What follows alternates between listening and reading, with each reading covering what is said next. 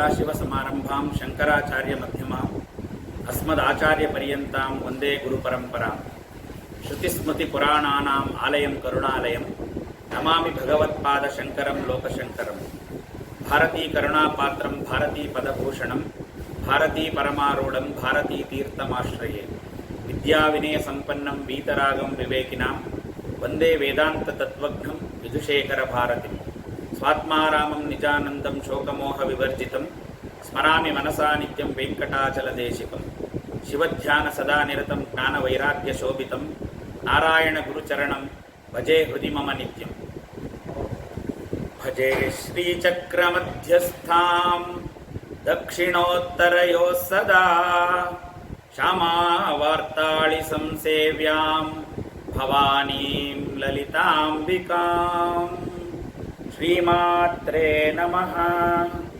ಶ್ರೀಮಾತ್ರೇ ನಮಃ ಶ್ರೀಮಾತ್ರೇ ನಮಃ ವಶಿನ್ಯಾದಿವಾಗ್ದೇವತಾಯೇ ನಮಃ. ಎಲ್ಲರಿಗೂ ನಮಸ್ಕಾರ. ನಿನ್ನೆ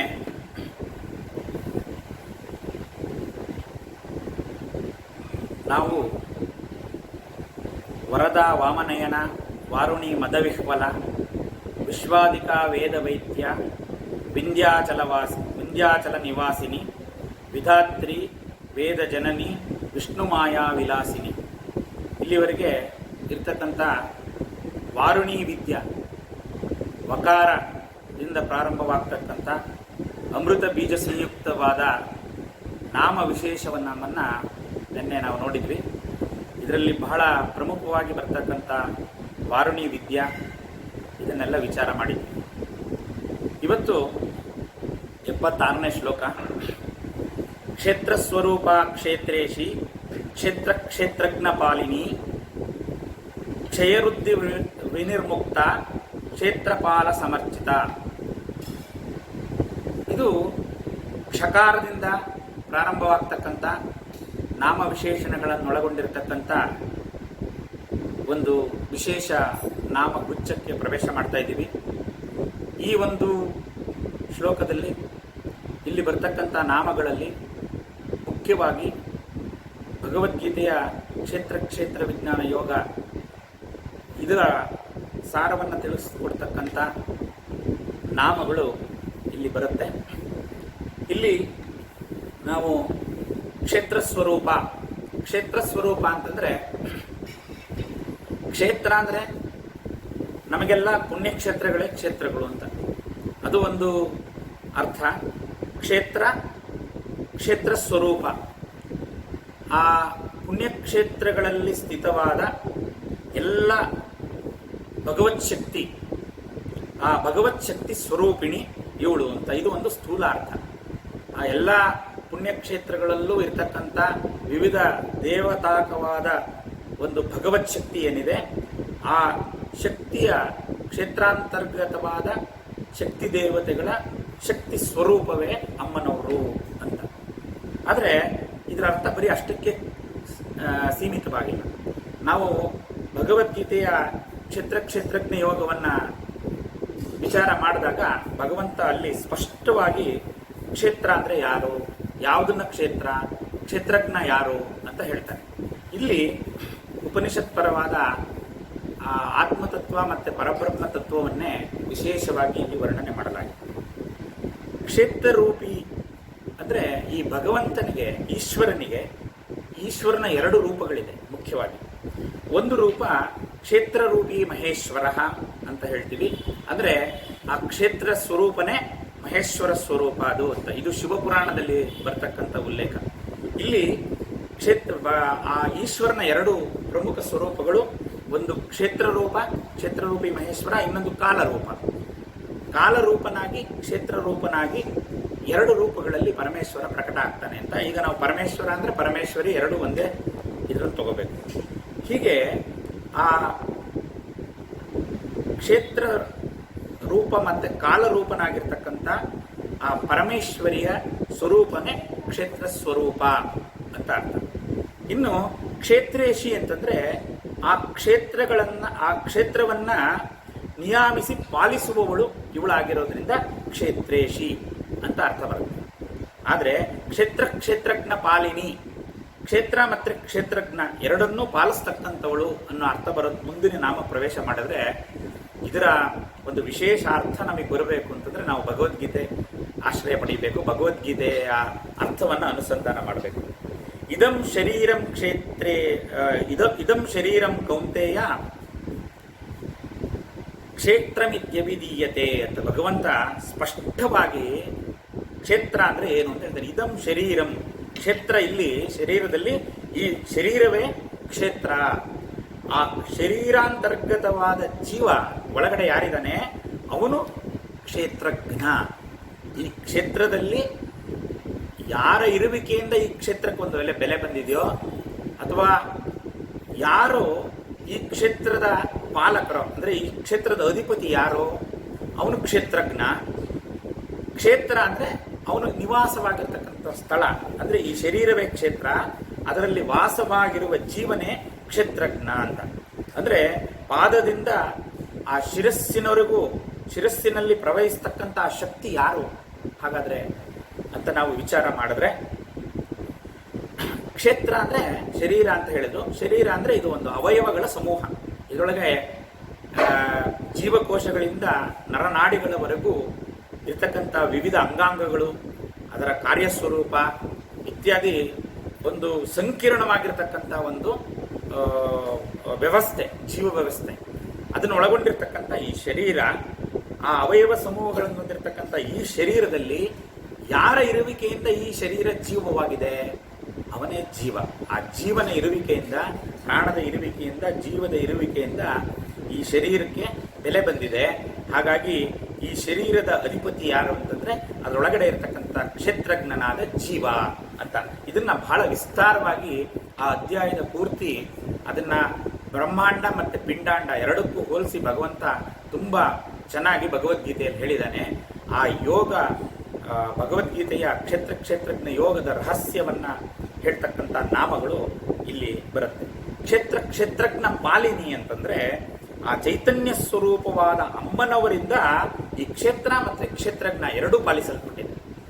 ಈಗ ನಾವು ಶರೀರವನ್ನೇ ಜೀವ ಅಂತ, ಶರೀರವನ್ನೇ ನಾನು ಅಂತಂದ್ರೆ ನಮ್ಮ ಅಸ್ತಿತ್ವ ಅಂದ್ರೆ ಈ ಭೌತಿಕವಾದ ಶರೀರನೇ ಅಥವಾ ಸ್ಥೂಲ ದೇಹವನ್ನೇ ನಾವು ಅಂತ ತಿಳ್ಕೊಂಡಿದ್ದೀವಿ. ಆದರೆ ನಿಜವಾಗಿ ವಿಚಾರ ಮಾಡಿದರೆ ಸ್ಥೂಲ ದೇಹ ನಾವೇ ವಿಚಾರ ಮಾಡಿದಾಗ ಅನಿಸುತ್ತೆ. ಯಾಕೆಂದ್ರೆ ಈ ಶರೀರನ ನಾನು ಅಂತ ಸಂಬೋಧನೆ ಮಾಡಿದ್ರೂ ಶರೀರದಲ್ಲಿರೋ ಒಂದೊಂದು ಅಂಗಗಳನ್ನು ಹೊರಗೆ ತೆಗೆದು ನಾವು ವಿಚಾರ ಮಾಡಿದಾಗ ನನ್ನ ಕೈ, ನನ್ನ ಕಾಲು, ನನ್ನ ಮುಖ, ನನ್ನ ತಲೆ ಅಂತಿವೆ ಹೊರತು ಅದ್ಯಾವುದು ನಾನಲ್ಲ, ಅದೆಲ್ಲ ನನ್ನದು. ಹಾಗಾಗಿ ಎಲ್ಲ ಒಂದೊಂದು ಅಣುಗಳನ್ನು ಬಿಡಿಸಿ ಹೊರಗಡೆ ಒಂದೊಂದು ಜೀವಕೋಶನೂ ಹೊರಗೆ ತೆಗೆದಿಟ್ಟು ವಿಚಾರ ಮಾಡಿದಾಗ ಇದರಲ್ಲಿರ್ತಕ್ಕಂಥ ಸ್ಥೂಲ ಶರೀರದಲ್ಲಿರ್ತಕ್ಕಂಥ ಯಾವ ಒಂದು ಅಂಶವು ನಾನಲ್ಲ, ಅದು ನನ್ನದು ಅನ್ನುವ ಭಾವ ಬರುತ್ತೆ. ಆ ನಾನಲ್ಲ ನನ್ನದು ಅಂದ್ರೆ ಅದು ಶರೀರ ಅಂತಾಯ್ತು. ಆ ಶರೀರವೇ ಕ್ಷೇತ್ರ. ಆ ಕ್ಷೇತ್ರದಲ್ಲಿ ಸ್ಥಿತನಾಗಿರ್ತಕ್ಕಂಥ ಜೀವ ಅಂದ್ರೆ ಅದ್ರ ಮುಂದಿನ ಸ್ತರಕ್ಕೆ ಬರ್ತೀವಿ. ಶರೀರ ನಾನಲ್ಲ ಅಂದಮೇಲೆ ಈ ಮನಸ್ಸು ನಾನು ಅಂತಕ್ಕಂಥದ್ದು ನಮಗೆ ಬರುತ್ತೆ. ಆ ಮನಸ್ಸಿನ ಉಪಾಧಿ ಲಕ್ಷಣಗಳನ್ನೆಲ್ಲ ನಾವು ಅಂತ ಕರಿತೀವಿ. ಅದು ಬುದ್ಧಿ ಇರ್ಬೋದು, ಅಹಂಕಾರ, ಮಮಕಾರಾದಿ ಅಂತಃಕರಣಗಳಿರ್ಬೋದು, ಅದನ್ನೆಲ್ಲ ನಾನು ಅಂತೀವಿ. ಅದೆಲ್ಲ ತಪ್ಪು, ಅದು ಸೂಕ್ಷ್ಮ ಶರೀರಕ್ಕೆ ಸೇರಿದೆ. ಆದರೆ ಅದರ ಅಂತರ್ಗತವಾದ ಪ್ರಾಣ ಯಾವುದರ ಇರುವಿಕೆಯಿಂದ ಇದಕ್ಕೊಂದು ಅಸ್ತಿತ್ವ ಅಂತ ಬಂದಿದೆ. ಅದು ಹೋದ ಮೇಲೆ ಇದಕ್ಕೆ ಏನು ಬೆಲೆ ಇಲ್ಲ. ಆ ಬೆಲೆ ಇರತಕ್ಕಂಥ ವಸ್ತುನೇ ಕ್ಷೇತ್ರಜ್ಞ. ಅದನ್ನ ಮೊಟ್ಟ ಮೊದಲನೇ ಅದನ್ನ ಜೀವ ಅಂತ ತಿಳಿಯುತ್ತೆ. ಅದನ್ನೇ ದೇಹೋ ದೇವಾಲಯ ಪ್ರೋಕ್ತಃ ಜೀವೋ ದೇವ ಸನಾತನ ಅಂತ. ಮೊದಲು ದೇಹವನ್ನೇ ದೇವಾಲಯ ಮಾಡ್ಕೊಳ್ಳಿ, ಅದರೊಳಗಿರ್ತಕ್ಕಂಥ ಜೀವನನ್ನ ದೇವರು ಅಂತ ತಿಳಿರಿ ಅಂತ. ಹಾಗಾದ್ರೆ ಜೀವನೇ ದೇವ್ರೇ ಅಂತ ವಿಚಾರ ಮಾಡಿದ್ರೆ ಇಲ್ಲ, ಆ ಜೀವ ಕಾರಣವಾದ ಇನ್ನೊಂದು ಶಕ್ತಿ ಒಳಗಡೆ ಇದೆ ಅಂತ. ಯಾವ ಪ್ರಾಣಶಕ್ತಿ ಪರ ಕುಂಡಲಿನಿಯಿಂದ ಈ ಜೀವ ಶರೀರವನ್ನ ಧಾರಣೆ ಮಾಡಿದೆಯೋ ಆ ಮೂಲ ಶಕ್ತಿ ಯಾವುದು ಅಂತ ತಿಳಿಬೇಕು. ಆ ಮೂಲ ಶಕ್ತಿ ಸ್ವರೂಪಿಣಿ, ಮಹಾಶಕ್ತಿ ಕುಂಡಲಿನಿ ಸ್ವರೂಪಿಣಿ ಈ ತಾಯಿ. ಆದ್ರಿಂದ ಕ್ಷೇತ್ರಜ್ಞ ಪಾಲಿನಿ. ಈ ಕ್ಷೇತ್ರವನ್ನು ಅದರೊಳಗಿನ ಅಂದ್ರೆ ಈ ಶರೀರವನ್ನು ಆ ಶರೀರಾಂತರ್ಗತವಾದ ಕ್ಷೇತ್ರಜ್ಞ ಅಂದರೆ ಜೀವನನ್ನು ಇಬ್ಬರನ್ನೂ ಬಲಿಪಾಲಿಸ್ತಕ್ಕಂಥ, ಇಬ್ಬರಿಗೂ ಮೂಲ ಚೈತನ್ಯ ಶಕ್ತಿಯಾಗಿರ್ತಕ್ಕಂಥ ಚೈತನ್ಯಾತ್ಮಕವಾದ ಸ್ವರೂಪಿಣಿ ತಾಯಿ, ಅದೇ ಪರಬ್ರಹ್ಮ ಸ್ವರೂಪಿಣಿ. ಇಲ್ಲಿ ಪರಾಶಕ್ತಿ ಪ್ರಾಣ ಮಹಾಪ್ರಾಣ ಕುಂಡಲಿನಿ ಶಕ್ತಿಯಾಗಿ ತಾಯಿ ಈ ಶರೀರದಲ್ಲಿ ಪ್ರವಹಿಸ್ತಾ ಇದ್ದಾಳೆ. ಅವಳೇ ಕ್ಷೇತ್ರಜ್ಞ ಪಾಲಿನಿ. ಅವಳಿಂದ ಈ ಕ್ಷೇತ್ರಜ್ಞ ಎರಡು ಪಾಲಿಸಲ್ಪಟ್ಟಿದೆ ಅಂತ ಈ ನಾಮ ಬಹಳ ಚೆನ್ನಾಗಿ ಹೇಳುತ್ತೆ. ಇಲ್ಲಿ ಪಂಚಭೂತಾತ್ಮಕವಾದ ಈ ದೇಹವನ್ನ, ಈ ದೇಹಕ್ಕೆ ಯಜಮಾನನಾದ ಜೀವನನ್ನ,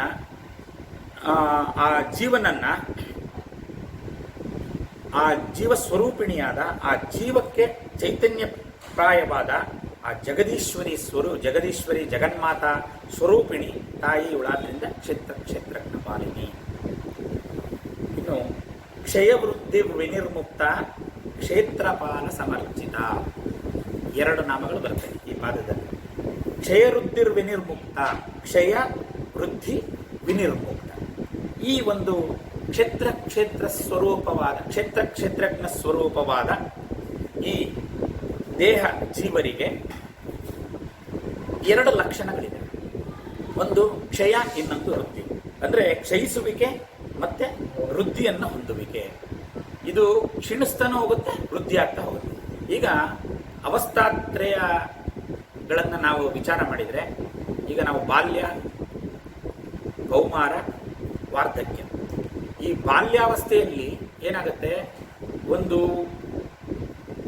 ಜೀವಕೋಶದಿಂದ ಶುಕ್ರ ಶೋಣಿತಗಳು ಸೇರಿ ಪಿಂಡ ಒಂದು ಜೀವವಾಗಿ ಹೊರಗೆ ಬರುತ್ತೆ. ಆವಾಗ ಬರೀ ಎರಡು ಕೋಶಗಳು ಸೇರಿ ಅದು ಪಿಂಡ ಸ್ವರೂಪವಾಗಿ ಅನೇಕ ಕೋಶಗಳನ್ನು ಸಮೂಹಗಳನ್ನು ಒಳಗೂಡಿ ಅದು ವಿಸ್ತರಣೆ ಆಗ್ತಾ ಹೋಗುತ್ತೆ, ಬೆಳವಣಿಗೆ ಆಗ್ತಾ ಹೋಗುತ್ತೆ. ಗರ್ಭದಿಂದಲೂ ಬೆಳವಣಿಗೆ ಆಗುತ್ತೆ. ಮತ್ತೆ ಜನ್ಮವಾದ ನಂತರನೂ ಇದಕ್ಕೆ ವೃದ್ಧಿ ಅಂತ ಅದು ವಿಕಾಸ ಹೊಂದತಕ್ಕಂಥದ್ದು, ಬೆಳೀತಕ್ಕಂಥ ಒಂದು ಸ್ವರೂಪ ಇದರದಾಗಿದೆ. ಎಲ್ಲಿ ತನಕ ಆಗುತ್ತೆ? 16 ವರ್ಷದವರೆಗೂ ಬಹಳ ವೇಗವಾಗಿ ಬೆಳೀತಾ ಹೋಗುತ್ತೆ. ಆಮೇಲೆ ಒಂದು 21 ವರ್ಷದವರೆಗೆ ಬಂದ ಮೇಲೆ ಸ್ವಲ್ಪ ಬೆಳವಣಿಗೆ ಕಡಿಮೆ ಆಗುತ್ತೆ. 21ರಿಂದ ಆ ಬೆಳವಣಿಗೆ ಸ್ವಲ್ಪ ಇಳಿಮುಖ ಪ್ರಾರಂಭ ಆಗುತ್ತೆ. ಅದು ನಮಗೆ ಗೊತ್ತಾಗಲ್ಲ. 30-36 ವರ್ಷ ಆದ್ಮೇಲಿಂದ ಸಂಪೂರ್ಣವಾಗಿ ಇದು ಇಳಿತಾ ಇದೆ ಅಂತದ ಅನುಭವಕ್ಕೆ ಬರುತ್ತೆ ಪ್ರತಿಯೊಬ್ಬರಿಗೂ. ಆ 36 ವರ್ಷದಿಂದ ಜೀವಿತಾವಧಿ ಸಂಪೂರ್ಣ ಆಗುವವರೆಗೂ ಕ್ಷಯ ಆಯಿತು, ಆಮೇಲೆ ವೃದ್ಧಿ ಆಯಿತು, ಕ್ಷಯ ವೃದ್ಧಿ. ಈ ವೃದ್ಧಿ ಮತ್ತೆ ಕ್ಷಯ ಲಕ್ಷಣಗಳು ಅಂದರೆ ಇದು ದೇಹ ಸ್ವರೂಪ. ಇದು ಈ ವೃದ್ಧಿ ಮತ್ತೆ ಕ್ಷಯ ಲಕ್ಷಣ ಈ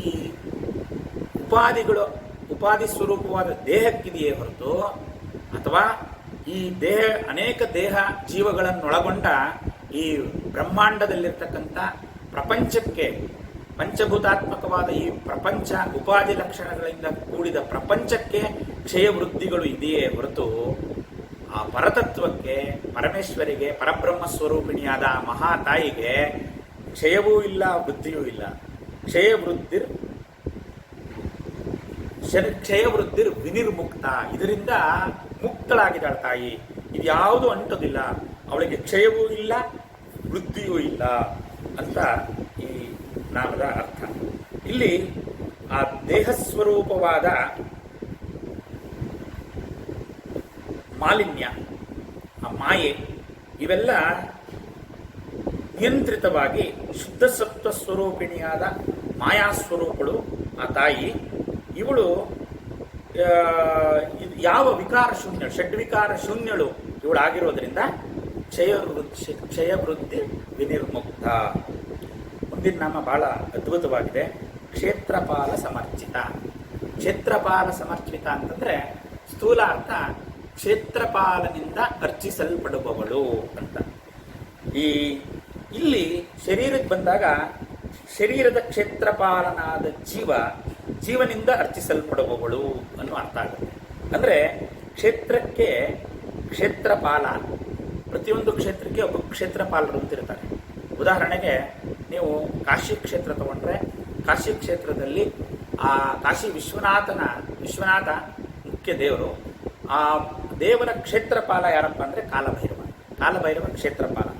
ಹಾಗಾಗಿ ನಾವು ವಿಶ್ವನಾಥನಿಗೆ ನಾವು ಅವನ ಉಪಾಸನೆ ಮಾಡಿದರೆ, ಅವನನ್ನು ಭಕ್ತಿಯಿಂದ ಸೇವಿಸಿದ್ರೆ ನಾವು ಸಲ್ಲಿಸಿರ್ತಕ್ಕಂಥ ಭಕ್ತಿಯನ್ನು ಅವನಿಗೆ ತಲುಪಿಸಿ ಅವನಿಂದ ಪ್ರಸಾದವನ್ನು ನಮಗೆ ಕರುಣಿಸಬೇಕಾಗಿರೋನು ಅಲ್ಲಿರ್ತಕ್ಕಂಥ ಕ್ಷೇತ್ರ ಭೈರವನಾದ ಕಾಲಭೈರವ.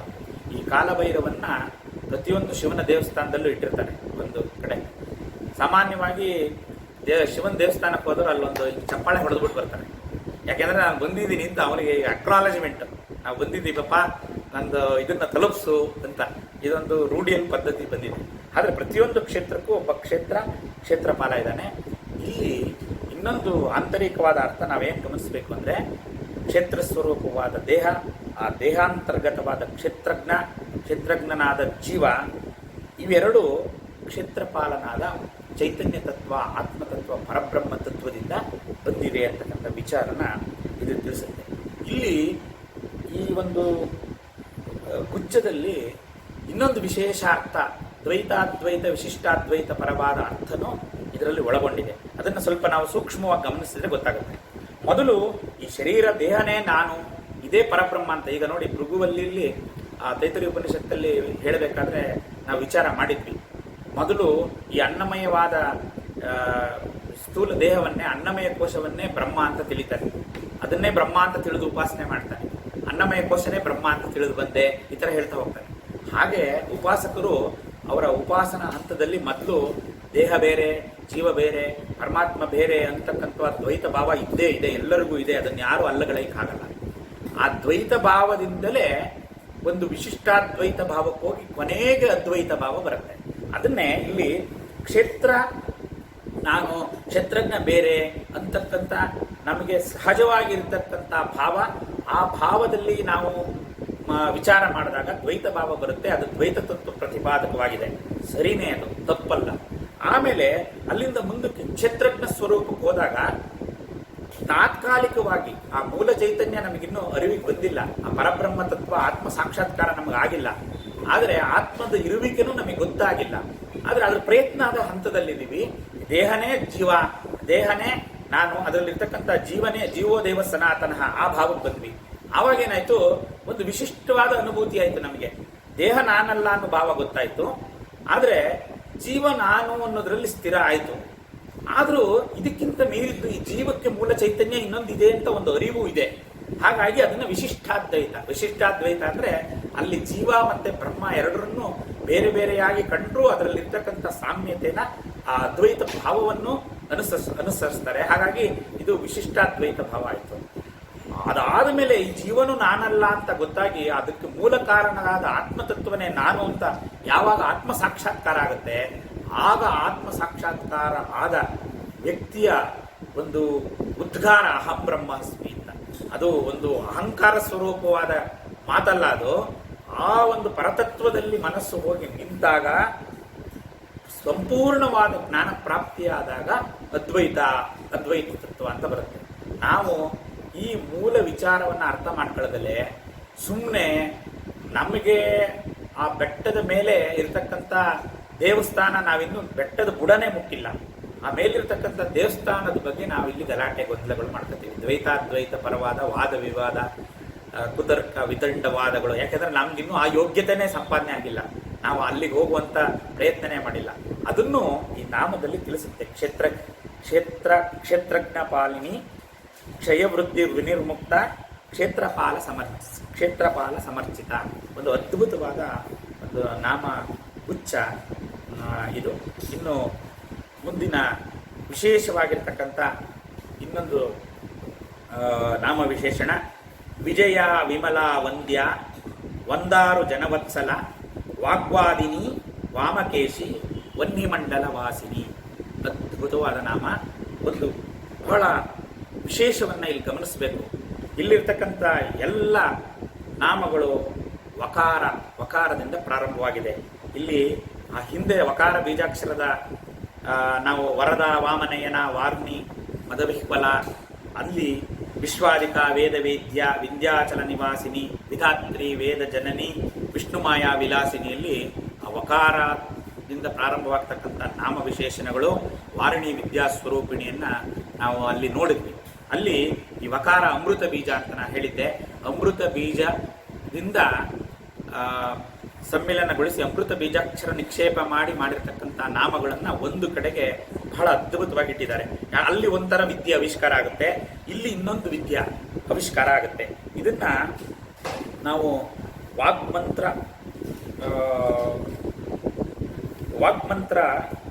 ವಾಗ್ವಾದಿನಿ ವಿದ್ಯಾ ಇಲ್ಲಿಂದ ಬರುತ್ತೆ. ಅದನ್ನ ಸ್ವಲ್ಪ ವಿಚಾರ ಮಾಡೋಣ. ಇಲ್ಲಿ ವಿಜಯ, ಅದಕ್ಕೆ ಪ್ರವೇಶ ಮಾಡೋದಕ್ಕೆ ಮುಂಚೆ ವಿಜಯ, ಮೊದಲನೇ ನಾಮ ವಿಜಯ.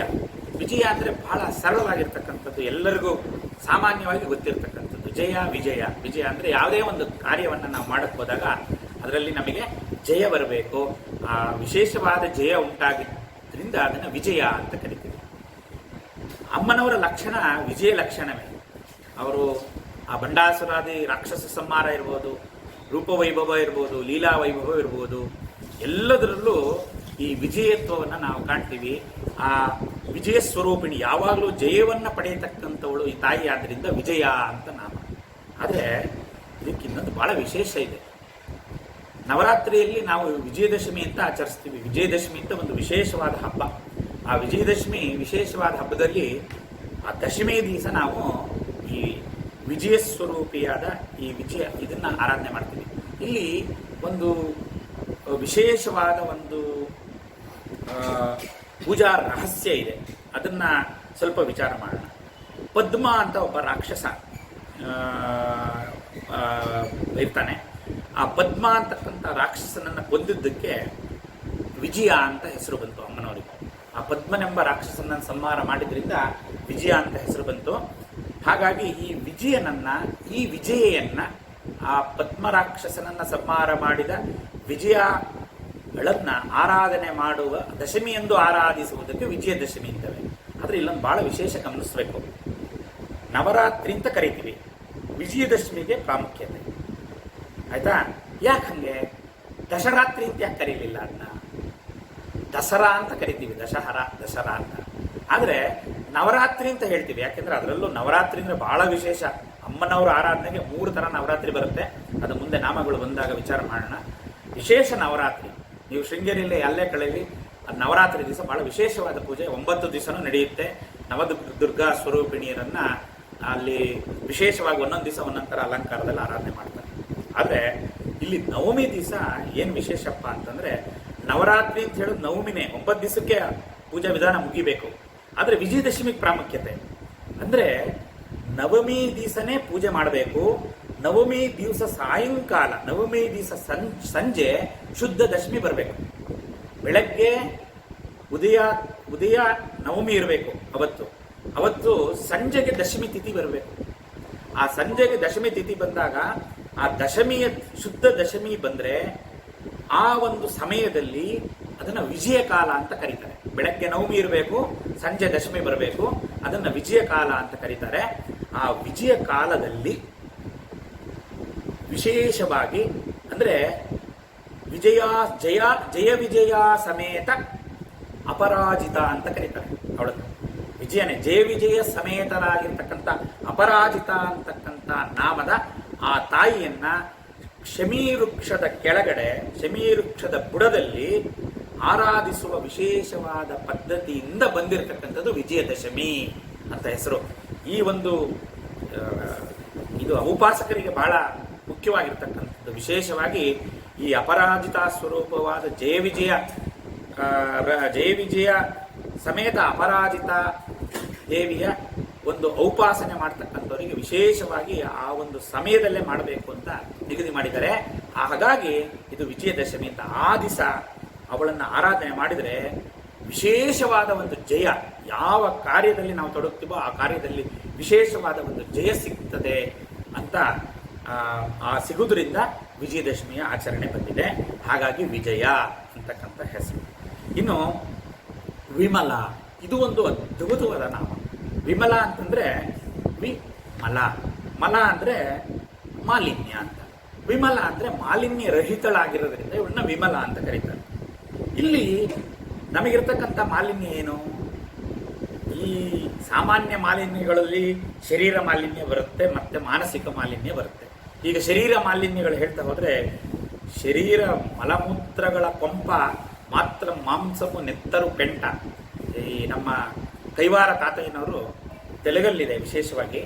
ಅವರು ಈ ಜೀವಸ್ವರೂಪವನ್ನು ಅರಿಯೋದಕ್ಕೆ ಒಂದು ನಮ್ಮ ಶಿಶುನಾಳ ಶರೀಫ್ ಹತ್ರನೇ ಕನ್ನಡದಲ್ಲಿ ಮತ್ತು ತೆಲುಗಲ್ಲಿ ವಿಶೇಷವಾದ ಪದ್ಯಗಳನ್ನು ಅಂದರೆ ರಚನೆ ಮಾಡಿದ್ದಾರೆ.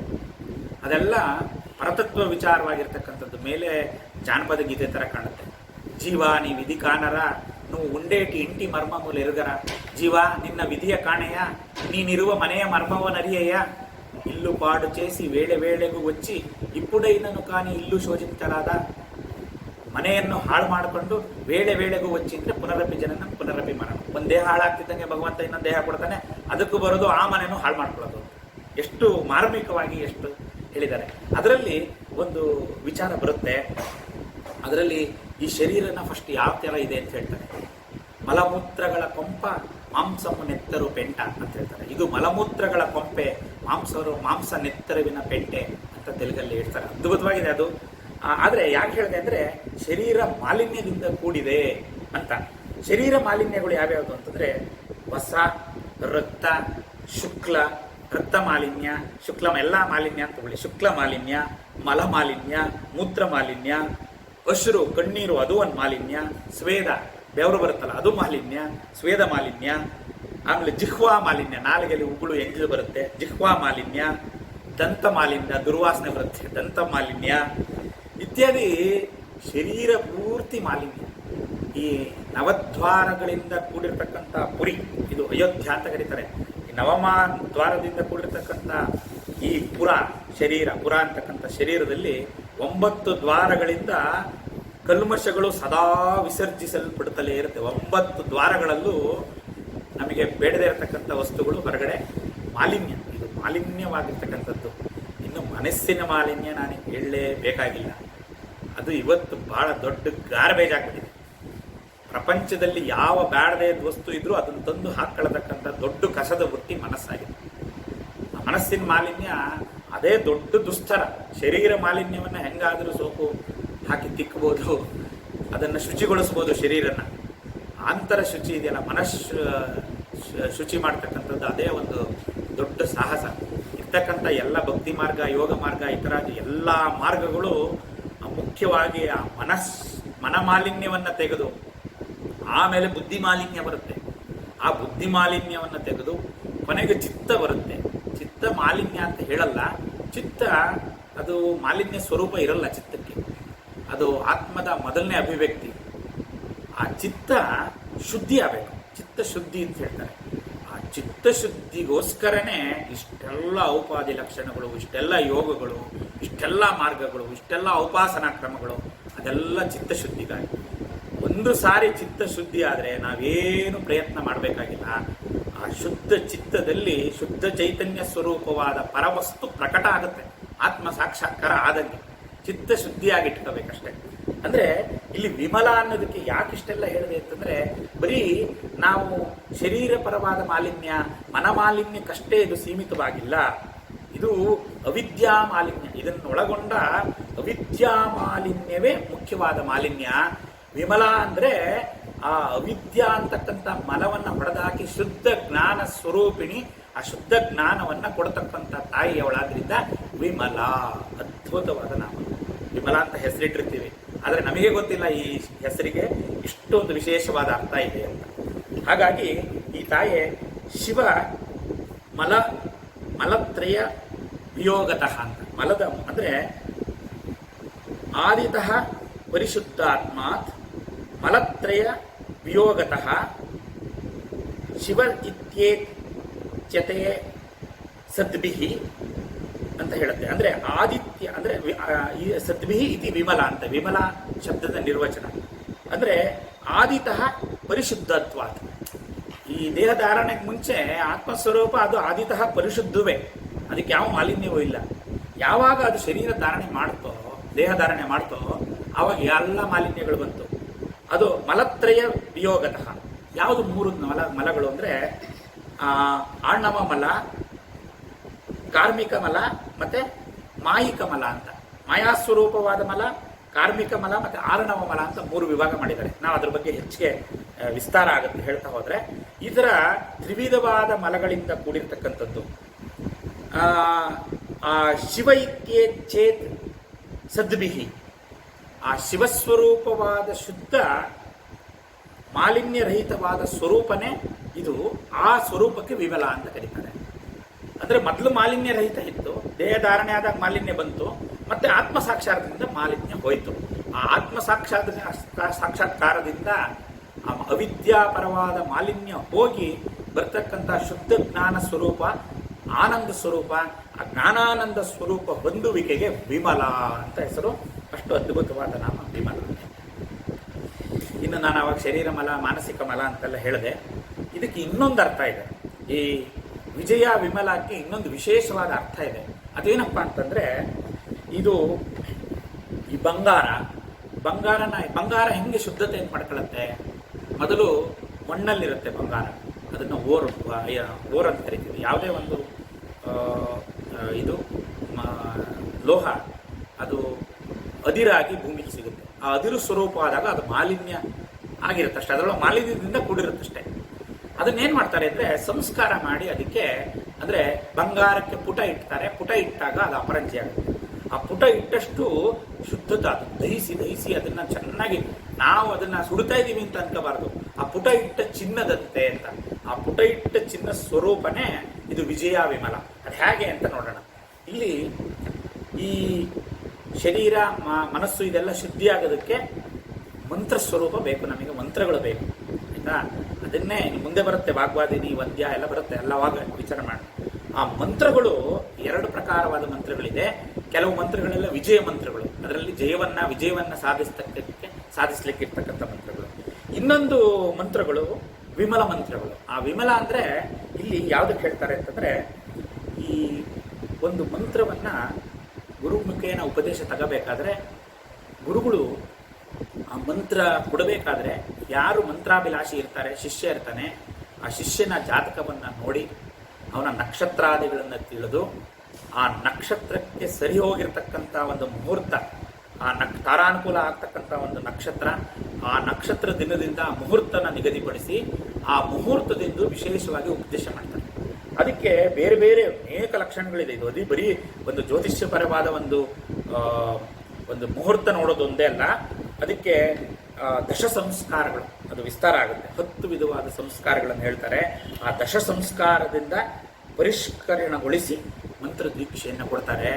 ಆ ದಶ ಸಂಸ್ಕಾರಗಳಿಂದ ಪರಿಷ್ಕರಣಗೊಂಡು ಮಂತ್ರ ದೀಕ್ಷೆಯನ್ನು ಕೊಡುವುದಕ್ಕೆ ವಿಮಲ ಅಂತ ಕರೀತಾರೆ. ಇಂಥದ್ದು ಅದ್ಭುತವಾದ ವಿಶೇಷವಾದ ನಾಮ, ವಿಶೇಷವಾದ ಅರ್ಥ ರಹಸ್ಯನೂ ಈ ವಿಮಲಾದಲ್ಲಿ ಅಡಕವಾಗಿದೆ. ಹಾಗಾಗಿ ಆ ಮಂತ್ರಾನುಷ್ಠಾನ ಮಾಡ್ತಕ್ಕಂಥವ್ರು, ಆ ಮಂತ್ರಪರವಾಗಿ ದೀಕ್ಷೆ ಕೊಡ್ತಕ್ಕಂಥವ್ರು, ಆ ಗುರುಗಳು, ಅವರಿಗೆಲ್ಲ ಇದು ಅರ್ಥ ಆಗುತ್ತೆ. ಹಾಗಾಗಿ ಅದೊಂದು ಅರ್ಥನೂ ಇದೆ. ಈ ಸ್ವರೂಪಿಣಿ ತಾಯಿ ಯಾರೋ, ನಾವು ವಂದ್ಯ. ಯಾರಿಗಾದರೂ ನಾವು ವಂದ್ಯ ಅಂದರೆ ವಂದನೆಗಳು, ನಮಸ್ಕಾರ ಅಂದರೆ ವಂದ್ಯ ಅಂದರೆ ಎರಡರ್ಥ. ಇಲ್ಲಿ ನಮಸ್ಕರಿಸುವುದಕ್ಕೆ ಯೋಗ್ಯಳಾಗಿರುವವಳು ವಂದ್ಯ ಬಂದು, ಇನ್ನೊಂದು ಎಲ್ಲರಿಂದಲೂ ನಮಸ್ಕರಿಸಲ್ಪಡುವವಳು ಇವಳು ಆಗಿರುವುದರಿಂದಲೂ ಇವಳು ವಂದ್ಯ. ಹಾಗೆ ಅರ್ಥ. ಎಷ್ಟು ಚೆನ್ನಾಗಿದೆ ನೋಡಿ, ಅದ್ಭುತವಾಗಿ. ಅಂದರೆ ಇವಳು ವಂದಿಸುವುದಕ್ಕೆ ಯೋಗ್ಯಳು. ಎಲ್ಲರಿಗಿಂತ ಒಂದು ದೊಡ್ಡ ಸಂಪತ್ತು, ಎಲ್ಲದಕ್ಕಿಂತ ದೊಡ್ಡ ಸಂಪತ್ತು ನಮಸ್ಕಾರ. ಈ ನಮಸ್ಕಾರ ಮಹತ್ವ ನಮ್ಮ ಭಾರತೀಯ ಸನಾತನ ಧರ್ಮ ಬಿಟ್ಟರೆ ಬೇರೆ ಯಾವ ಧರ್ಮಗಳಲ್ಲೂ ಅಷ್ಟು ಬಂದಿಲ್ಲ. ಯಾರನ್ನೇ ನೋಡಿದ ತಕ್ಷಣ ಹಲೋ ಅನ್ನೋದು, ಅವ್ರಿಗೆ ಹೋಗಿ ಶೇಕ್ ಹ್ಯಾಂಡ್ ಕೊಡೋದು, ಇವತ್ತು ಬಿಡಿ ಏನು ಬೇಡ ಅಂತ ಹೇಳ್ತಾರೆ. ನಮ್ಮಲ್ಲಿ ಆ ಥರ ಇಲ್ಲ. ಯಾರನ್ನೇ ಸಣ್ಣವರನ್ನ ದೊಡ್ಡವರನ್ನ ನೋಡಿದ್ರೆ ಮೊದಲು ನಮಸ್ಕಾರ. ಈ ನಮಸ್ಕಾರ ಮುದ್ರೆ ಇದೆಯಲ್ಲ, ಇದೇ ಬಹಳ ವಿಶೇಷವಾಗಿರ್ತಕ್ಕಂಥ ಮುದ್ರೆ. ಇಲ್ಲಿ ನಾವು ಈ ಕೈ ಎರಡನ್ನೂ ಜೋಡಿಸಿದಾಗ ಈ ಕಡೆ ಇಡಾದಲ್ಲಿ 32,000 ನಾಡಿ, ಪಿಂಗಳದಿಂದ ಬರ್ತಕ್ಕಂಥ 32,000 ನಾಡಿ ಸಮನ್ವಯ ಆಗುತ್ತೆ. ಎರಡು ಕಡೆ ಸೇರಿಸಿದ ತಕ್ಷಣ ಇದು ನಮಸ್ಕಾರ ಮುದ್ರೆ ಅಂತ ಕರೀತಾರೆ. ಬಹಳ ಅದ್ಭುತವಾದ ವಿಶೇಷವಾಗಿ ಯಾವ್ದಾರ ಸ್ವಲ್ಪ ಅದನ್ನು ನಾವು ಗಮನಿಸಿದ್ರೆ ಗೊತ್ತಾಗುತ್ತೆ. ಸುಮ್ಮನೆ ಹಿಂಗಿದ್ದಾಗ ಏನಾಗುತ್ತೆ, ನಾವು ಎರಡು ಕೈಗಳನ್ನು ಜೋಡಿಸಿದಾಗ ಏನು ಬದಲಾವಣೆ ಆಗುತ್ತೆ ಅಂತ ನಾವು ನೋಡಿದ್ರೆ, ನಮ್ಮ ಉಶ್ವಾಸ ನಿಶ್ವಾಸಗಳಲ್ಲಿ ಬದಲಾವಣೆ ಆಗುತ್ತೆ, ಮನಸ್ಥಿತಿಯಲ್ಲಿ ಬದಲಾವಣೆ ಆಗುತ್ತೆ, ಶರೀರ ಪ್ರಕ್ರಿಯೆಯಲ್ಲಿ ಬದಲಾವಣೆ ಆಗುತ್ತೆ. ಬಹಳ ಒಂದು ವಿಶೇಷವಾದ ಮುದ್ರೆ ನಮಸ್ಕಾರ ಮುದ್ರೆ. ನಾವು ಯಾರನ್ನೇ ನೋಡಲಿ ನಮಸ್ಕಾರ, ಭಗವಂತನ ನೋಡಲಿ ನಮಸ್ಕಾರ, ದೊಡ್ಡವ್ರನ್ನ ನೋಡಲಿ ನಮಸ್ಕಾರ. ಈ ಚರಾಚರಗಳಿರ್ತಕ್ಕಂಥ ಪ್ರತಿಯೊಂದರಲ್ಲೂ ಹಿಂದೂಗಳು ಏನಪ್ಪ ಇವರೆಲ್ಲ ಹಾವು, ಇಲಿ, ಹುಲಿ, ಕಡ್ಡಿ ಕಲ್ಲು ಕಸ ಮಣ್ಣು ಎಲ್ಲದನ್ನೂ ದೇವರು ಅಂತ ಇವರು ಆರಾಧನೆ ಮಾಡ್ತಾರೆ ಅಂತ. ಆ ಪರಬ್ರಹ್ಮ ತತ್ವ, ಚೈತನ್ಯ ತತ್ವ ಪ್ರತಿಯೊಂದರಲ್ಲೂ ಅಡಕವಾಗಿದೆ. ಅದನ್ನು ಗುರುತಿಸಿ ನಮಸ್ಕರಿಸ್ತಕ್ಕಂಥ ವಿಶೇಷ ನಮ್ಮ ಒಂದು ಸಂಸ್ಕೃತಿ. ಅದು ವಿಶೇಷವಾದ್ದು, ಅದು ನಮ್ಮ ಸಂಸ್ಕೃತಿಗಿರ್ತಕ್ಕಂಥ ಹೆಮ್ಮೆ. ಇಲ್ಲಿ ವಂದ್ಯ ಅಂತ ಯಾಕೆ ಇಷ್ಟು ಹೇಳ್ತಾ ಇದ್ದೀನಿ ಅಂತಂದರೆ, ನಾವು ಬೇರೆಯವರಿಗೆ ನಮಸ್ಕಾರ ಮಾಡಿ ಅವ್ರನ್ನೇನೋ ದೊಡ್ಡವ್ರು ಮಾಡಿ ನಾವು ಸಣ್ಣವ್ರಾಗ್ತಾ ಇದ್ದೀವಿ ಅಂತ ಯಾರು ಭಾವಿಸಬಾರ್ದು. ಆ ಥರ ಏನೂ ಇಲ್ಲ. ನಾವು ಯಾರಿಗಾರೋ ಒಬ್ರಿಗೆ ನಮಸ್ಕಾರ ಮಾಡಿದ ತಕ್ಷಣ ಅವ್ರು ದೊಡ್ಡವರಾಗ್ಬಿಡ್ತಾರೆ, ನಾವು ಸಣ್ಣವರಾಗ್ತೀವಿ ಅಂತ ಕೀಳು ಇಟ್ಕೋಬಾರ್ದು. ಆ ನಮಸ್ಕಾರ ಪ್ರಕ್ರಿಯೆ ಮಾಡಿದಾಗ ಯಾರಿಗಾರೋ ಒಬ್ಬರಿಗೆ ಸರೆಂಡರ್ ಅಂತೀವಿ, ಶರಣಾಗತಿ ಆದರೆ ಆ ವಿಶೇಷವಾಗಿ ಶಾರೀರಿಕ ಮಾನಸಿಕ ಬದಲಾವಣೆ ಆಗುತ್ತೆ, ನಮಗೊಂದು ವಿಶೇಷವಾದ ಅನುಗ್ರಹ ಆಗುತ್ತೆ. ಹಾಗಾಗಿ ಅದರಲ್ಲಿ ವೈಜ್ಞಾನಿಕವಾಗಿ ನೋಡಿದರೆ, ಈಗ ಬೇಕಾದ್ರೆ ನೀವು ಹುಡುಕಿ ನೋಡಿ, ನಮಗೆ ಆನಂದವಾಗಿರಬೇಕು, ಬ್ಲಿಸ್ ಇರಬೇಕು ಅಂದರೆ ಸೆರೋಟೋನಿನ್ ಮತ್ತು ಬೀಟಾ ಕ್ಯಾರೋಟಿನ್ ಅಂತ ಎರಡು ಚೋದಕಗಳು, ಹಾರ್ಮೋನ್ಗಳು ನಮ್ಮ ಬ್ರೈನಲ್ಲಿ ಅಂದರೆ ಮೆದುಳಿನಲ್ಲಿ ಅಂದರೆ ಉತ್ಪತ್ತಿ ಆಗುತ್ತೆ ಒಳಗಡೆ. ಆ ಸೆರೋಟೋನಿನ್ನು ಬೀಟಾ ಕ್ಯಾರೋಟಿನ್ನು ಸುಮ್ಮನೆ ಉತ್ಪತ್ತಿ ಆಗಲ್ಲ. ಅವೆರಡನ್ನು ಇವತ್ತವರೆಗೆ ಲ್ಯಾಬಲ್ಲಿ ಮಾಡೋಕ್ಕಾಗಿಲ್ಲ.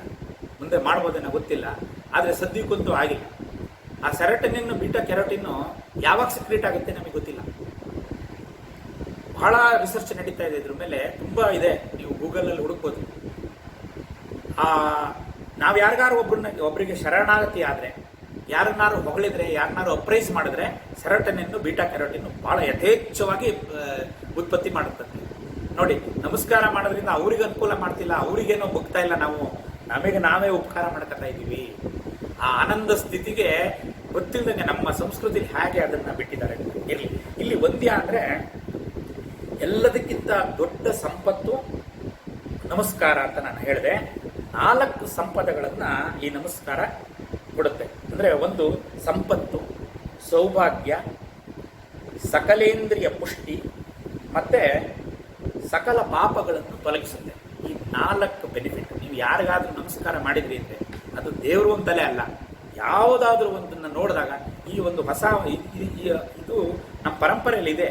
ನಾವು ಇವಾಗ ಬಿಟ್ಕೊಂಡ್ಬಿಟ್ಟಿದ್ದೀವಿ. ಹಲೋ ಅನ್ನೋದು, ಹಾಯ್ ಅನ್ನೋದು, ಎಂಥ ಇದು ನಮಗೆ ಎಂಥ ಅದ್ಭುತವಾದ ಕೊಟ್ಟಿದ್ದಾರೆ. ಇದನ್ನು ಮಾಡೋದ್ರಿಂದ 4 ಸಂಪದಗಳು ನಮಗೆ ಮುಖ್ಯವಾಗಿ ಸಿಗ್ತವೆ. ಸಂಪತ್ತು ಅಂದರೆ ನಮಗೆ ಗೊತ್ತಿದೆ, ವಿಶೇಷವಾಗಿ ನಮಗೆ ಸಂಪತ್ತು ಬೇಕು. ಇದೇ ಮತ್ತು ದೊಡ್ಡ ಧ್ಯೇಯ ಆಗ್ಬಿಟ್ಟಿದೆ ನಮ್ಮದು. ಆಮೇಲೆ ಸೌಭಾಗ್ಯ ಬೇಕು, ಆ ಸಂಪತ್ತನ್ನು ಅನುಭವಿಸೋದಕ್ಕೆ ಭಾಗ್ಯ ಇರಬೇಕು, ಸೌಭಾಗ್ಯ. ಆಮೇಲೆ ಸಕಲೇಂದ್ರಿಯ ಪುಷ್ಟಿ. ಇಷ್ಟೆಲ್ಲ ಇದ್ಬಿಟ್ಟು ಶರೀರಕ್ಕೆ ಆರೋಗ್ಯ ಇಲ್ಲದೆ ಇದ್ದರೆ ಏನು ಮಾಡ್ಕೊಳ್ಳೋಣ? ಅದನ್ನೆಲ್ಲ ಸಂಪತ್ತನ್ನು, ಸೌಭಾಗ್ಯನ ಇಟ್ಕೊಂಡು ಏನು ಮಾಡೋದು? ಹಾಗಾಗಿ ಸಕಲೇಂದ್ರಿಯ ಪುಷ್ಟಿ ಇಷ್ಟೆಲ್ಲ ಇದ್ದು, ಪಾಪಗಳು ಇದೆ, ಹಳೆ ಮಾಡಿದ್ದು ಸ್ಟಾಕ್, ಅದು ಹೋಗಬೇಕು. ಆ ಪಾಪಗಳನ್ನು ತೊಲಗಿಸ್ತಕ್ಕಂಥದ್ದು ಇಷ್ಟು ಶಕ್ತಿನೂ ಈ ನಮಸ್ಕಾರದಿಂದ ಬರುತ್ತೆ. ಹಾಗಾಗಿ ನಮಸ್ಕಾರವೇ ಒಂದು ಸಂಪದ.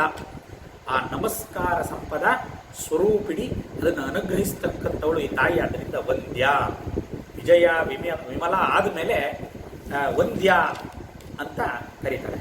ಇಲ್ಲಿ ಯಾರ್ಯಾರನ್ನ ನಾವು ವಂದಿಸ್ತೀವಿ ಅಂದರೆ, ಅನೇಕ ಥರ ವಂದಿತರನ್ನ ಸ್ವಲ್ಪ ಅದನ್ನು ವಿಚಾರ ಮಾಡೋಣ. ನಾವು ಯಾರ್ಯಾರನ್ನು ವಂದಿಸ್ತೀವಿ, ಯಾರಿಗೆ ವಂದಿಸ್ಬೇಕು ಅಂತ. ಸಂತತಿ ವಂದ್ಯರು ಅಂತ. ಈಗ ಅವ್ರ ಸಂತತಿಯವರು ಅವ್ರನ್ನ ವಂದಿಸ್ತಾರೆ. ಈಗ ನಾವು ನಮ್ಮ ಹಿರಿಯಕರಿಗೆ, ಅವರಿಗೆಲ್ಲ, ನಮ್ಮ ಸಂತತಿಯಲ್ಲಿ ಬಂದಿರೋ ದೊಡ್ಡವರಿಗೆಲ್ಲ ನಾವು ನಮಸ್ಕಾರ ಮಾಡ್ತೀವಿ. ಆಮೇಲೆ ಪರಿಜನ ವಂದ್ಯರು, ಅವರನ್ನು ಪರಿಪಾಲಿಸ್ತಕ್ಕಂಥ ಒಂದು ರಾಜಾದಿಗಳು, ಅವ್ರ ಪರಿಜನರು ಅವರನ್ನು ವಂದಿಸ್ತಾರೆ, ಓಪ ದೊಡ್ಡವನು ಅಂತ. ಇನ್ನು ಅನುಚರ ವಂದ್ಯರು ಅಂದರೆ ಅವ್ರ ಅನುಚರರು, ಅವ್ರನ್ನ ಅನುಸರಿಸ್ತಕ್ಕಂಥವ್ರು. ಈಗ ಪಾಲಿಟಿಷಿಯನ್ಸು, ಅವ್ರ ಸಹಚರರು ಮತ್ತು ಅನುಚರರು ಅವ್ರನ್ನ ವಂದಿಸ್ತಾರೆ. ಹಾಗಾಗಿ ಅದು ಸಹಚರ ವಂದ್ಯರು, ಅನುಚರ ವಂದ್ಯರು ಅಂತ. ಆಮೇಲೆ ಶಿಷ್ಯ ಜನ, ಗುರುಗಳಿಗೆ ಅವರ ಗುರು ಶಿಷ್ಯರೆಲ್ಲ ವಂದಿಸ್ತಾರೆ, ಅವರು ಶಿಷ್ಯ ಜನ ವಂದ್ಯರು, ಗುರು ಶಿಷ್ಯರು, ಶಿಷ್ಯ ಜನ ವಂದ್ಯರು. ಆಮೇಲೆ ಭಕ್ತರೆಲ್ಲ ಭಗವಂತನ ರಚಿಸ್ತಾರೆ, ಅವರು ಭಕ್ತ ವಂದ್ಯರು, ಭಕ್ತ ಜನ ವಂದ್ಯರು. ಅರ್ಥಿ ವಂದ್ಯರು, ಅರ್ಥಿ ಜನ ವಂದ್ಯರು, ಅರ್ಥ ಜನ ವಂದ್ಯರು. ಅರ್ಥಿಗಳು ಏನಾರು ಬೇಕು ಅಂತ ಕೇಳಿದವರು ಅದನ್ನು ಕೊಡತಕ್ಕಂಥವ್ರಿಗೆ ವಂದಿಸ್ತಾರೆ. ಅರ್ಥ ಜನ ವಂದ್ಯರು, ದುಡ್ಡು ಬೇಕಾಗಿರೋರು, ಯಾರ ಹತ್ರ ದುಡ್ಡಿದೆಯೋ ಅವ್ರಿಗೆ ವಂದಿಸ್ತಾರೆ. ಈ ಥರ ಬೇಕಾದಷ್ಟು ಜನ ಬೇಕಾದಷ್ಟು ಥರದಲ್ಲಿ ಬೇರೆ ಬೇರೆಯನ್ನ ವಂದಿಸ್ತಾರೆ. ಆದರೆ ಸಕಲ ಜನರಿಂದ ವಂದಿಸಲ್ಪಡುವವಳು, ಸಕಲ ಜನರಿಂದಲೂ ಅಂದರೆ ಲೌಕಿಕ ಕಾಮನೆಗಳಿಂದ ಹಿಡಿದು ಪರತತ್ವವಾದ ಮೋಕ್ಷದ ಕಾಮನೆಯವರೆಗೂ ಅದರ ಕೋರಿಕೆಗಾಗಿ ವಂದಿಸ್ತಕ್ಕಂಥ ಇವಳಾಗಿರೋದ್ರಿಂದ ಸಕಲ ಜನ ವಂದ್ಯಳು, ಇವಳಾಗಿರೋದ್ರಿಂದ ವಂದ್ಯ ಅಂತಕ್ಕಂಥ ನಾಮ. ಇನ್ನು 16 ಜನ ವತ್ಸಲ. ವಿಜಯ, ವಿಮಲ, ವಂದ್ಯ ಆಯಿತು. ಈಗ 1-6 ಜನ, ಈಗ ಆ ಥರ ವಂದನೆ ಮಾಡಿದ್ರೆ ಇವಳಿಗೆ ಏನಾಗುತ್ತೆ? ನಮಗೆ ಇದು ಫಲ ಅಲ್ಲೇ ಫಲ. ಪ್ರತಿಯೊಂದಕ್ಕೂ ಒಂದು ಔಪಾಸನ ವಿಶೇಷ, ಅದರ ತತ್ವ ರಹಸ್ಯ, ಅದರ ಜೊತೆಗೆ ಅದರ ಫಲನ ಕೊಡ್ತಕ್ಕಂಥ ಒಂದು ವಿಶೇಷವಾದ ರೀತಿಯಲ್ಲಿ ಸಹಸ್ರನಾಮ ಸ್ತೋತ್ರಗಳನ್ನು ವಶಿನ್ಯಾದಿ ವಾಗ್ದೇವತೆಗಳು ರಚನೆ ಮಾಡಿದ್ದಾರೆ. ಇಲ್ಲಿ 1-6 ಜನವತ್ಸಲ ಅಂದರೆ ಫಲಿತ. ನಾವು ಈ ರೀತಿ ಆ ವಿಜಯದಶಮಿ ಎಂದು ಆರಾಧನೆ ಮಾಡತಕ್ಕಂಥ ವಿಜಯ ಅಂತಕ್ಕಂಥವನ್ನ ವಿಮಲ ರೂಪಿಣಿಯಾದ ಈ ತಾಯಿಯನ್ನ ವಂದ್ಯ ಅಂದರೆ ವಂದಿಸಿದ್ರೆ ನಮಗೇನು ಸಿಗುತ್ತೆ? 1-6 ಜನವತ್ಸಲ. ವಂದಿಸುವ, ಅನವರತ ಪೂಜಿಸುವ, ಉಪಾಸಿಸುವವರಲ್ಲಿ ಪ್ರೀತಿ ಉಳ್ಳವಳು. ವಾತ್ಸಲ ಅಂದರೆ ವಾತ್ಸಲ್ಯ, ವಾತ್ಸಲ್ಯ ಉಳ್ಳವಳು, ಪ್ರೀತಿಯುಳ್ಳವಳು ಈ ತಾಯಿ. ಆದ್ದರಿಂದ ವಂದ್ಯ, 1-6 ಜನವತ್ಸಲ. ಇಲ್ಲಿ ವಂದನ ಅಂದರೆ ತ್ರಿಕರಣಗಳಿಂದ ಶರಣು ಹೋದಾಗ ಮಾತ್ರ ಅದು ವಂದನೆ ಅನಿಸುತ್ತೆ. ಸುಮ್ಮನೆ ಕೈಯಲ್ಲಿ ಹಿಂಗೆ ತೋರಿಸೋದು, ನಮಸ್ಕಾರ ಅಂತ ಹಿಂಗೆ ಅನ್ನೋದು, ಒಳಗಡೆ ಆ ಭಾವ ಇಲ್ಲಿದೆ. ತ್ರಿಕರಣ ಶುದ್ಧಿಯಾಗಿ ವಂದಿಸ್ಬೇಕು. ಯಾರಿಗಾರು ವಂದಿಸ್ಬೇಕು ಅಂದರೆ ಆ ತ್ರಿಕರಣ ಅಂದರೆ ಕಾಯ, ವಾಚ, ಮನಸ. ಅದು ಬರೀ ನಮಸ್ಕಾರ ಅಂತ ಬಾಯಲ್ಲಿ ಹೇಳ್ಕೊಂಡು ಒಳಗಡೆ ವಿಕಾರ ಇಟ್ಕೊಳ್ಳೋದು ಆ ಥರ ಇರಬಾರ್ದು. ಪ್ರತಿಯೊಂದು ಕಾಯ, ವಾಚ, ಮನಸ ನಾವು ಮಾಡ್ತಕ್ಕ ಬಗ್ಗಿದ್ರೂ ಅದು ಮನಃಪೂರ್ವಕವಾಗಿ ತ್ರಿಕರಣ ಶುದ್ಧಿಯಾಗಿ ಯಾರಿಗಾರು ನಮಸ್ಕಾರ ಮಾಡಬೇಕು. ಅದಕ್ಕೆ ವಂದ್ಯ ಅಂತ ಇದನ್ನ ಯಾಕೆ ಹೇಳ್ತಾ ಇದ್ದೀವಿ ಅಂದರೆ, ವಂದನ ಸುಮ್ಮನೆ ತೋರಿಕೆಗಾಗಿ, ತೇಲಿಕೆಗಾಗಿ ಮಾಡ್ತಕ್ಕಂಥ ವಂದನೆಯಿಂದ ಏನು ಲಾಭ ಇಲ್ಲ. ತ್ರಿಕರಣ ಶುದ್ಧಿಯಿಂದ ಶರಣು ಹೋದಾಗ ಅದು ವಂದನೆ ಅಂತ ಅನಿಸ್ಕೊಳ್ಳುತ್ತೆ. ಅದಕ್ಕೆ ನಿರ್ವಚನ ಏನಂತ ಹೇಳುತ್ತೆ ಅಂದರೆ, ಅಭಿವಾದನಶೀಲಸ್ಯ ನಿತ್ಯ ವೃದ್ಧೇನ ಸೇವಿತಃ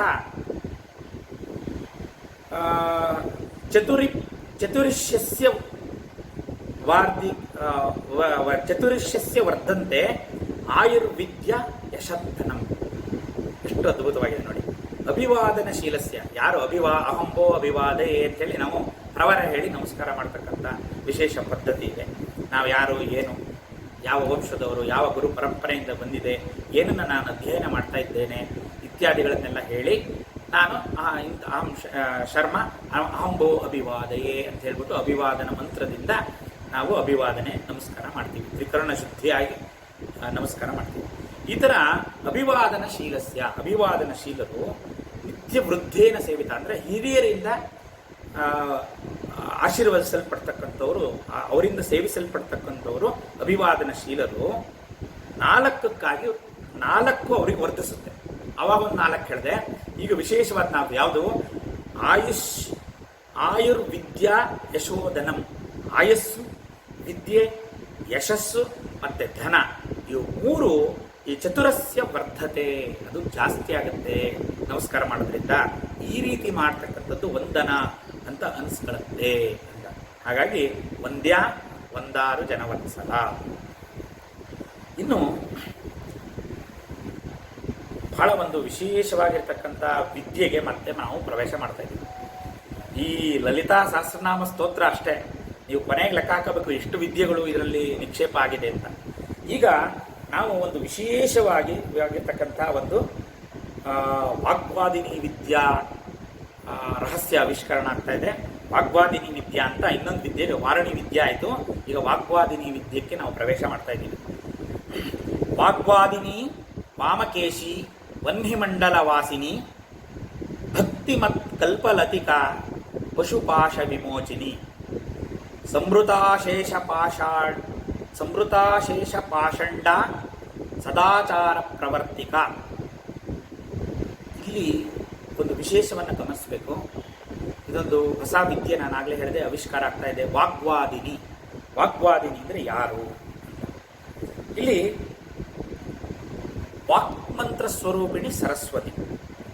ಸರಸ್ವತಿನೇ ವಾಗ್ವಾದಿನಿ ಅಂದರೆ ಸರಸ್ವತಿ ಸ್ವರೂಪವಾದ ತಾಯಿ ಲಲಿತಾ ಪರಮೇಶ್ವರಿ, ವಾಕ್ ಸ್ವರೂಪಿಣಿ. ಈಗ ನಾವು ಇದೆಲ್ಲ ನಮಗೆ ತಿಳಿದಿರೋದು ಯಾವುದರಿಂದ? ಆ ತಾಯಿಯಿಂದ ಪ್ರಕಟವಾದ, ಆ ತಾಯಿಯ ಒಳಗಡೆಯಿಂದ 8 ಬೆಳಕು ಬಂತು. ಆ 8 ಬೆಳಗಳು ವಶಿನ್ಯಾದಿ, ವಶಿನಿ, ಜೈನಿ, ಈ ಥರ 8 ಜನ ವಾಗ್ದೇವತೆಯರು ಆಚೆ ಬಂದರು ಅಂತ.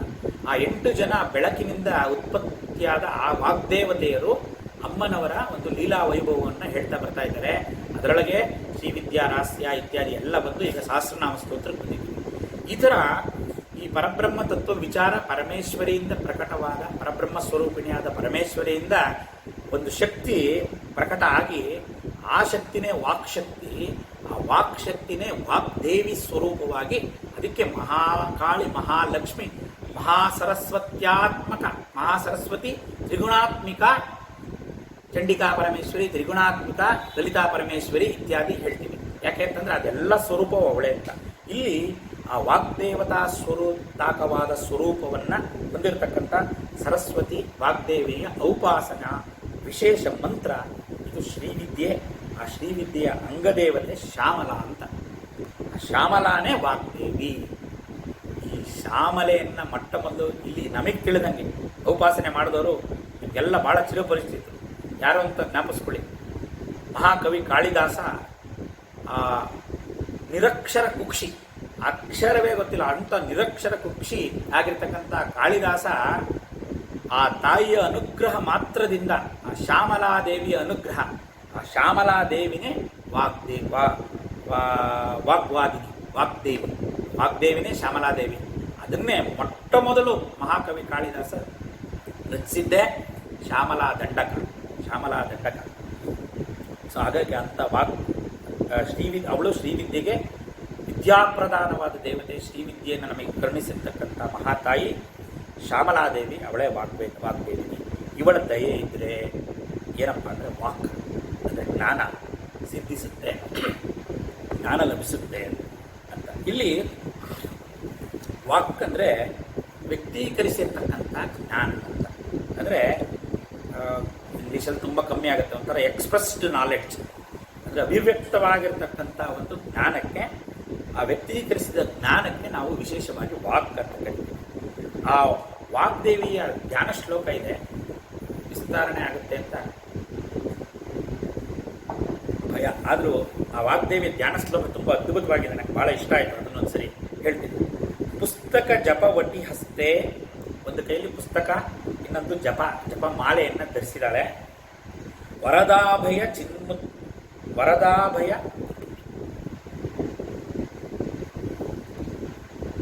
ಚಿನ್ನಚಾರು ಬಾಹುಲತ, ವರದಾಭಯ ಚಿನ್ನಚಾರು ಬಾಹುಲತ, ಕರ್ಪೂರಾಮಲಾದೇವಿ ವಾಗೇಶ್ವರಿ ಬೋಧಯಸು ಮಮ ಚೇತಃ ಅಂತ ಇದು ವಾಗ್ದೇವಿ ಧ್ಯಾನ ಶ್ಲೋಕ ಬರುತ್ತೆ. ಇದರಲ್ಲಿ ಆ ತಾಯಿಯ ರೂಪ ವರ್ಣನೆ ಬಹಳ ಅದ್ಭುತವಾಗಿದೆ. ಇಲ್ಲಿ ಜಪಮಣಿ ಹಸ್ತವನ್ನು ಅಭಯ ವರದ ಹಸ್ತ, ಇನ್ನೊಂದರಲ್ಲಿ ಚಿನ್ಮುದ್ರೆಯನ್ನು ಧರಿಸಿದ್ದಾಳೆ. ಯಾಕೆಂದರೆ ಚಿನ್ಮುದ್ರೆ ವಿಶೇಷ ನಾವು ಮೊನ್ನೆ ನೋಡಿದ್ದೀವಿ. ಎಂಥ ವಿಶೇಷವಾಗಿ ಬ್ರಹ್ಮಜ್ಞಾನ ಪ್ರಾಪ್ತಿಗೆ ಆಗ್ತಕ್ಕಂಥ ಮುದ್ರೆ ಅದು ದಕ್ಷಿಣಾಮೂರ್ತಿಯಿಂದ ವಿಶೇಷವಾಗಿ ಅನುಗ್ರಹಿಸಲ್ಪಟ್ಟಂಥದ್ದು ಚಿನ್ಮುದ್ರೆ. ಆ ಚಿನ್ಮುದ್ರೆ ಏನು ಹಿಡಿದಿದ್ದಾರೆ, ಕರ್ಪೂರಾಮಲಾದೇವಿ ವಾಗೀಶ್ವರಿ ಬೋಧಯಾಮಮ ಚೇತಃ ಅಂತ ಬರುತ್ತೆ. ಒಂದು ವಿಶೇಷವಾದ ಒಂದು ಧ್ಯಾನ ಶ್ಲೋಕ ವಾಗ್ದೇವಿ ಅನ್ನೋ ನಾಮದಲ್ಲಿ ವಿಶೇಷವಾಗಿ ಗಮನಿಸಿ.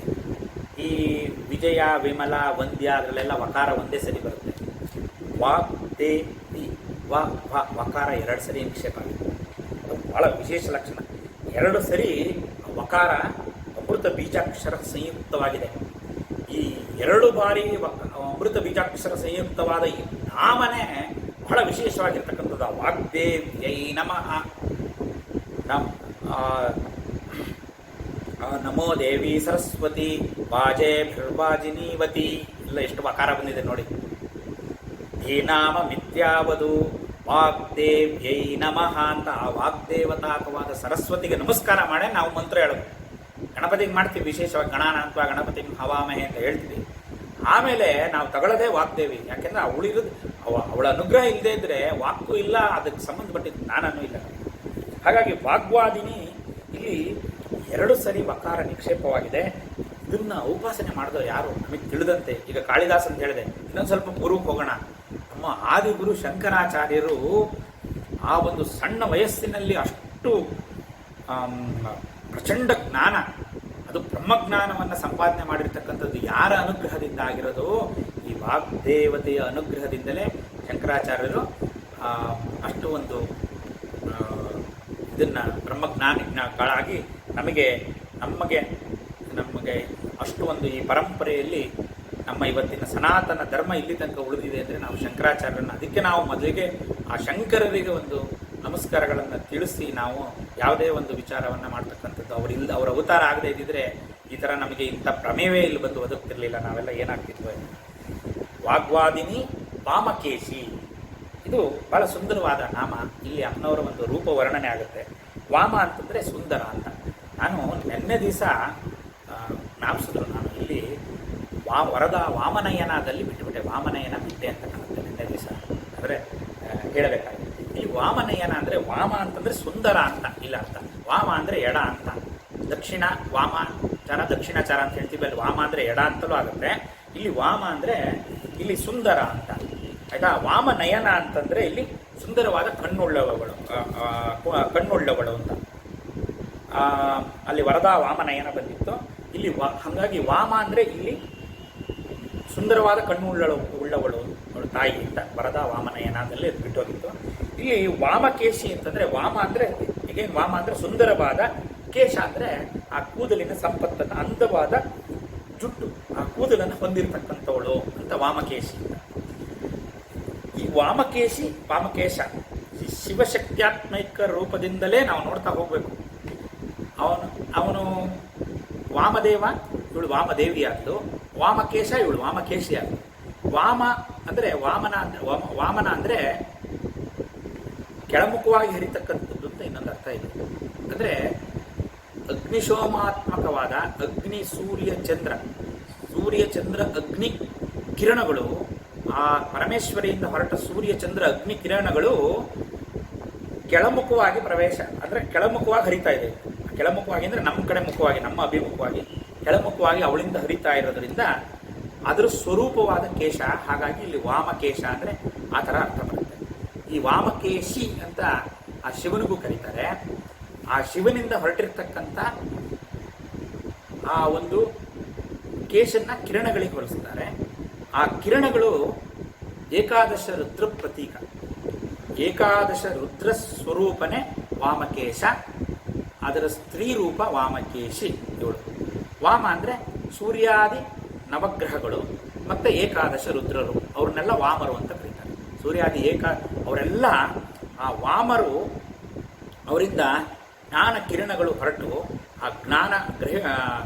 ಆ ಗ್ರಹಶಕ್ತಿ ಮತ್ತು ಅದರಲ್ಲಿರ್ತಕ್ಕಂಥ ಏಕಾದಶ ರುದ್ರ ಸ್ವರೂಪವಾದ ಶಕ್ತಿ ಇವೆಲ್ಲವೂ ಆ ಜ್ಞಾನ ಕಿರಣಗಳಿಂದ ಪ್ರವಹಿಸಿ ಹರಿತಾ ಇರೋದ್ರಿಂದ ಇವಳು ವಾಮಕೇಶಿ ಅಂತ ಇನ್ನೊಂದು ಆ ಥರ ಅರ್ಥನೂ ಬರುತ್ತೆ.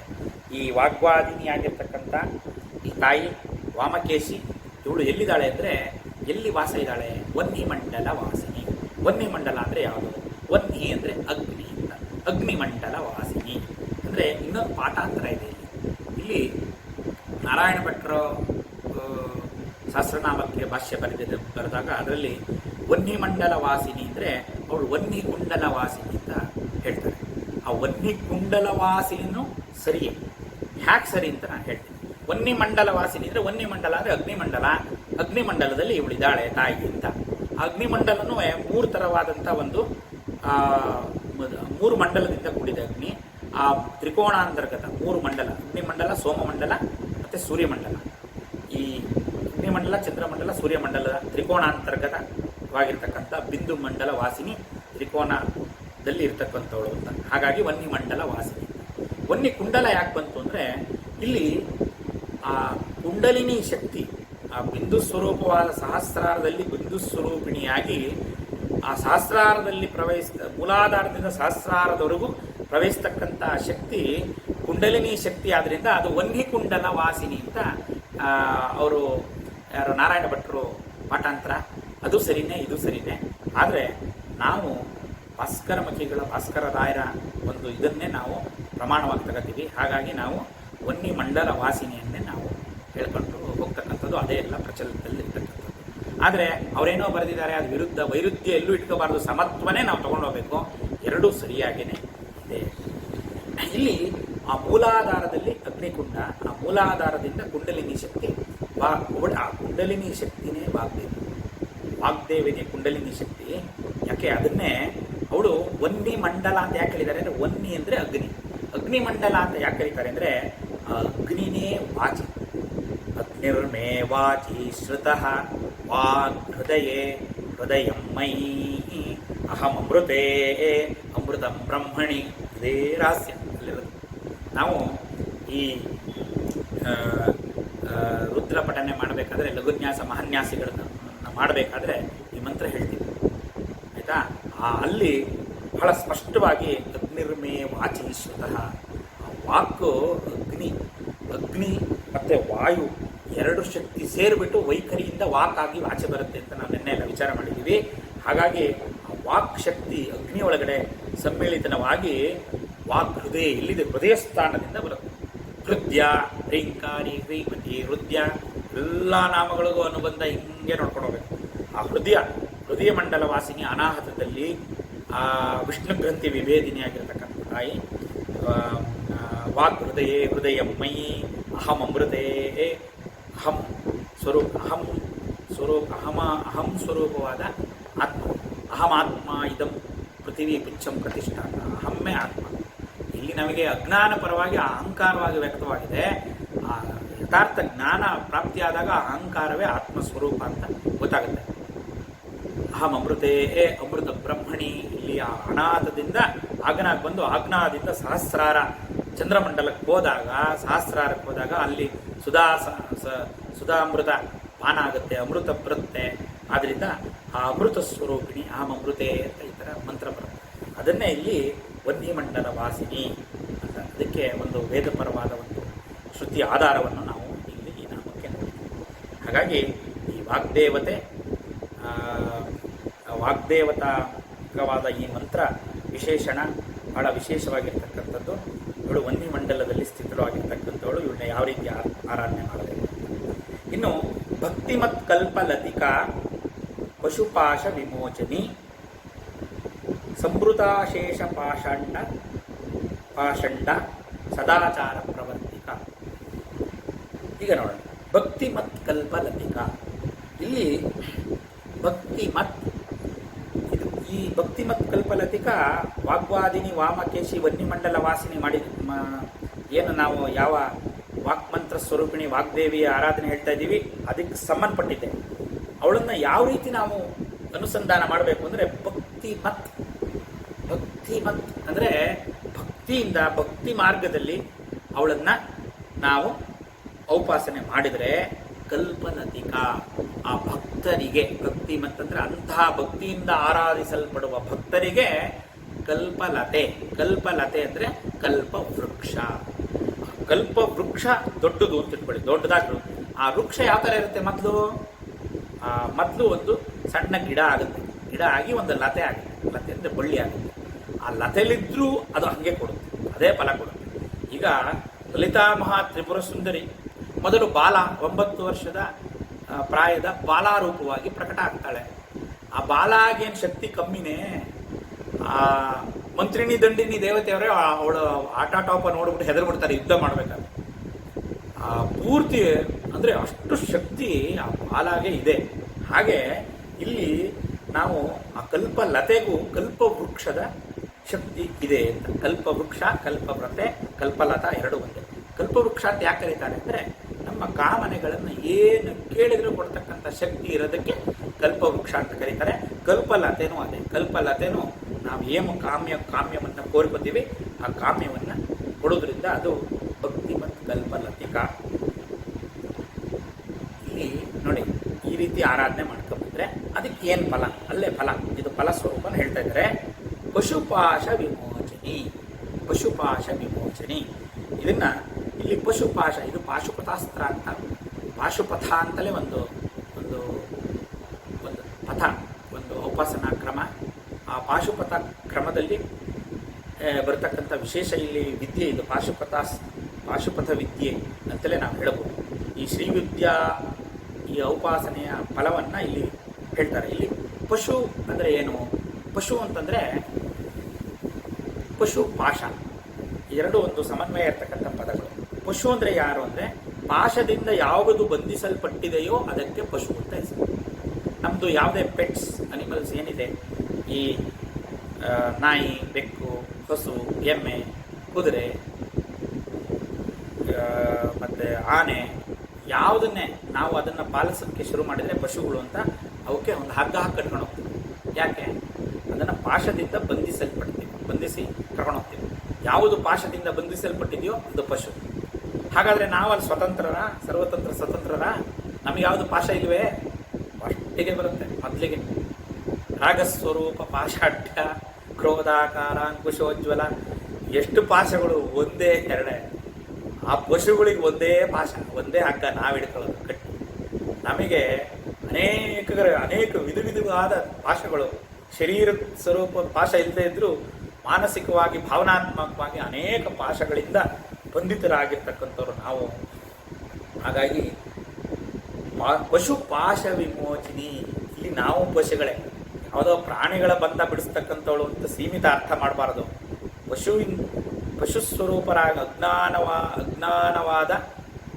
ಅಜ್ಞಾನದಿಂದ ಬಂಧಿಸಲ್ಪಟ್ಟ ಪಶುಗಳು ನಾವಾದ್ರಿಂದ ಆ ಪಶು ಪಾಶ ವಿಮೋಚಿನಿ, ಆ ಪಾಶಗಳನ್ನು ಕಳಚ್ತಾಳೆ ಈ ತಾಯಿ. ಇಲ್ಲಿ ತಾನು ಆರಾಧಿಸುವ ದೇವರು ಬೇರೆ, ನಾನು ಬೇರೆ ಅಂತಕ್ಕಂಥ ಭಾವ ಎಲ್ಲಿವರೆಗೆ ಇರುತ್ತೋ ಅದೇ ಪಶುತ್ವ, ಅದೇ ಅಜ್ಞಾನ, ಅದೇ ಅವಿದ್ಯೆ, ಅದೇ ಪಶು.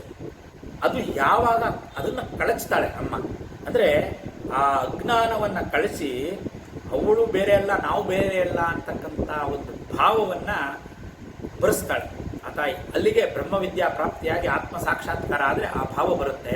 ಇದು ಕಳಚಿದ್ರೆ ಅದು ಬರುತ್ತೆ. ಅದನ್ನು ಕಳಚತಕ್ಕಂಥವಳು ಈ ತಾಯಿ. ಅದರಿಂದ ಪಶುಪಾಶ ವಿಮೋಚಿನಿ.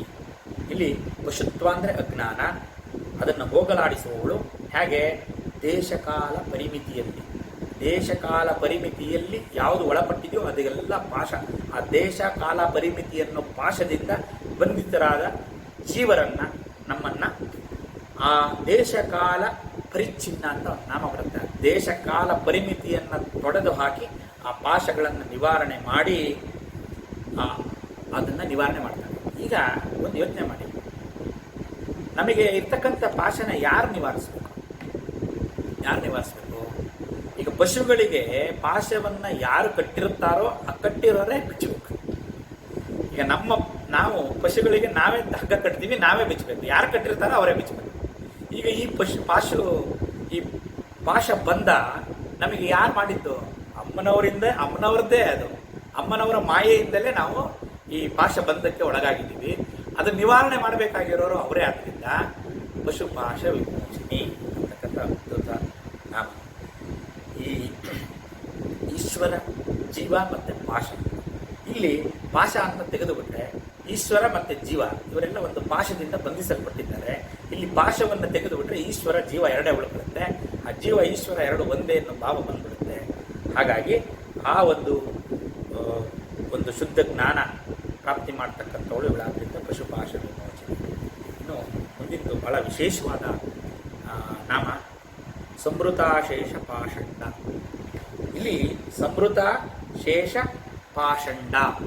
ಪಾಷಂಡ ಅಂದರೆ ಯಾರು? ಪಾಷಂಡಿಗಳು ಯಾರು ಅಂತ. ಇಲ್ಲಿ ಪ ಶಬ್ದಾತ್ ವೇದಾರ್ಥ. ಪ ಅಂದರೆ ನಿರ್ವಚನ, ಇದು ಪಾಷಂಡ ಶಬ್ದಕ್ಕೆ ನಿರ್ವಚನ. ಪ ಶಬ್ದಾತ್ ವೇದಾರ್ಥ. ವೇದಗಳ ಅರ್ಥವನ್ನು, ವೇದಗಳು ಯಾವ ಅರ್ಥವನ್ನು ಪ್ರತಿನಿಧಿಸುತ್ತದೋ ಅದು ಪ ಶಬ್ದ.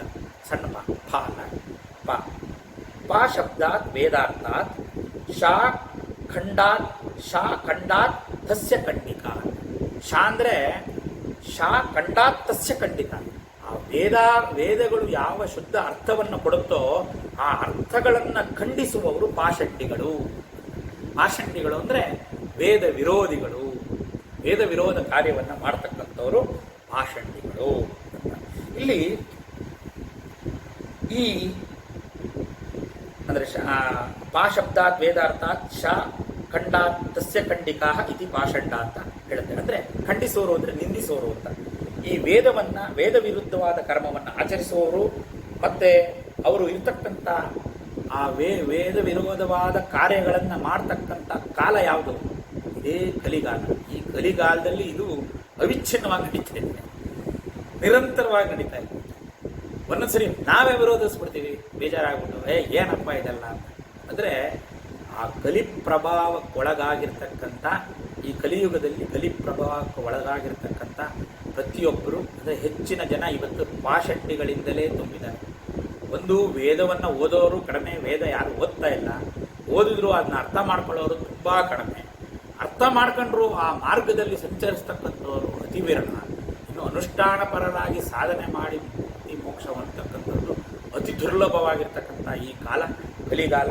ಈ ಕಲಿಗಾಲದಲ್ಲಿ ಸಂವೃತ ಶೇಷ ಪಾಷಂಡ ಅಂದರೆ ಸಂವೃತ ಅಂದರೆ ಅಂಥ ಪಾಷಂಡಿಗಳನ್ನೆಲ್ಲ ಸಂವರಿಸ್ತಾಳೆ. ಅದಕ್ಕಾಗಿಯೇ ಅಮ್ಮನವರು ಅವತಾರ ಆಗಿರೋದು.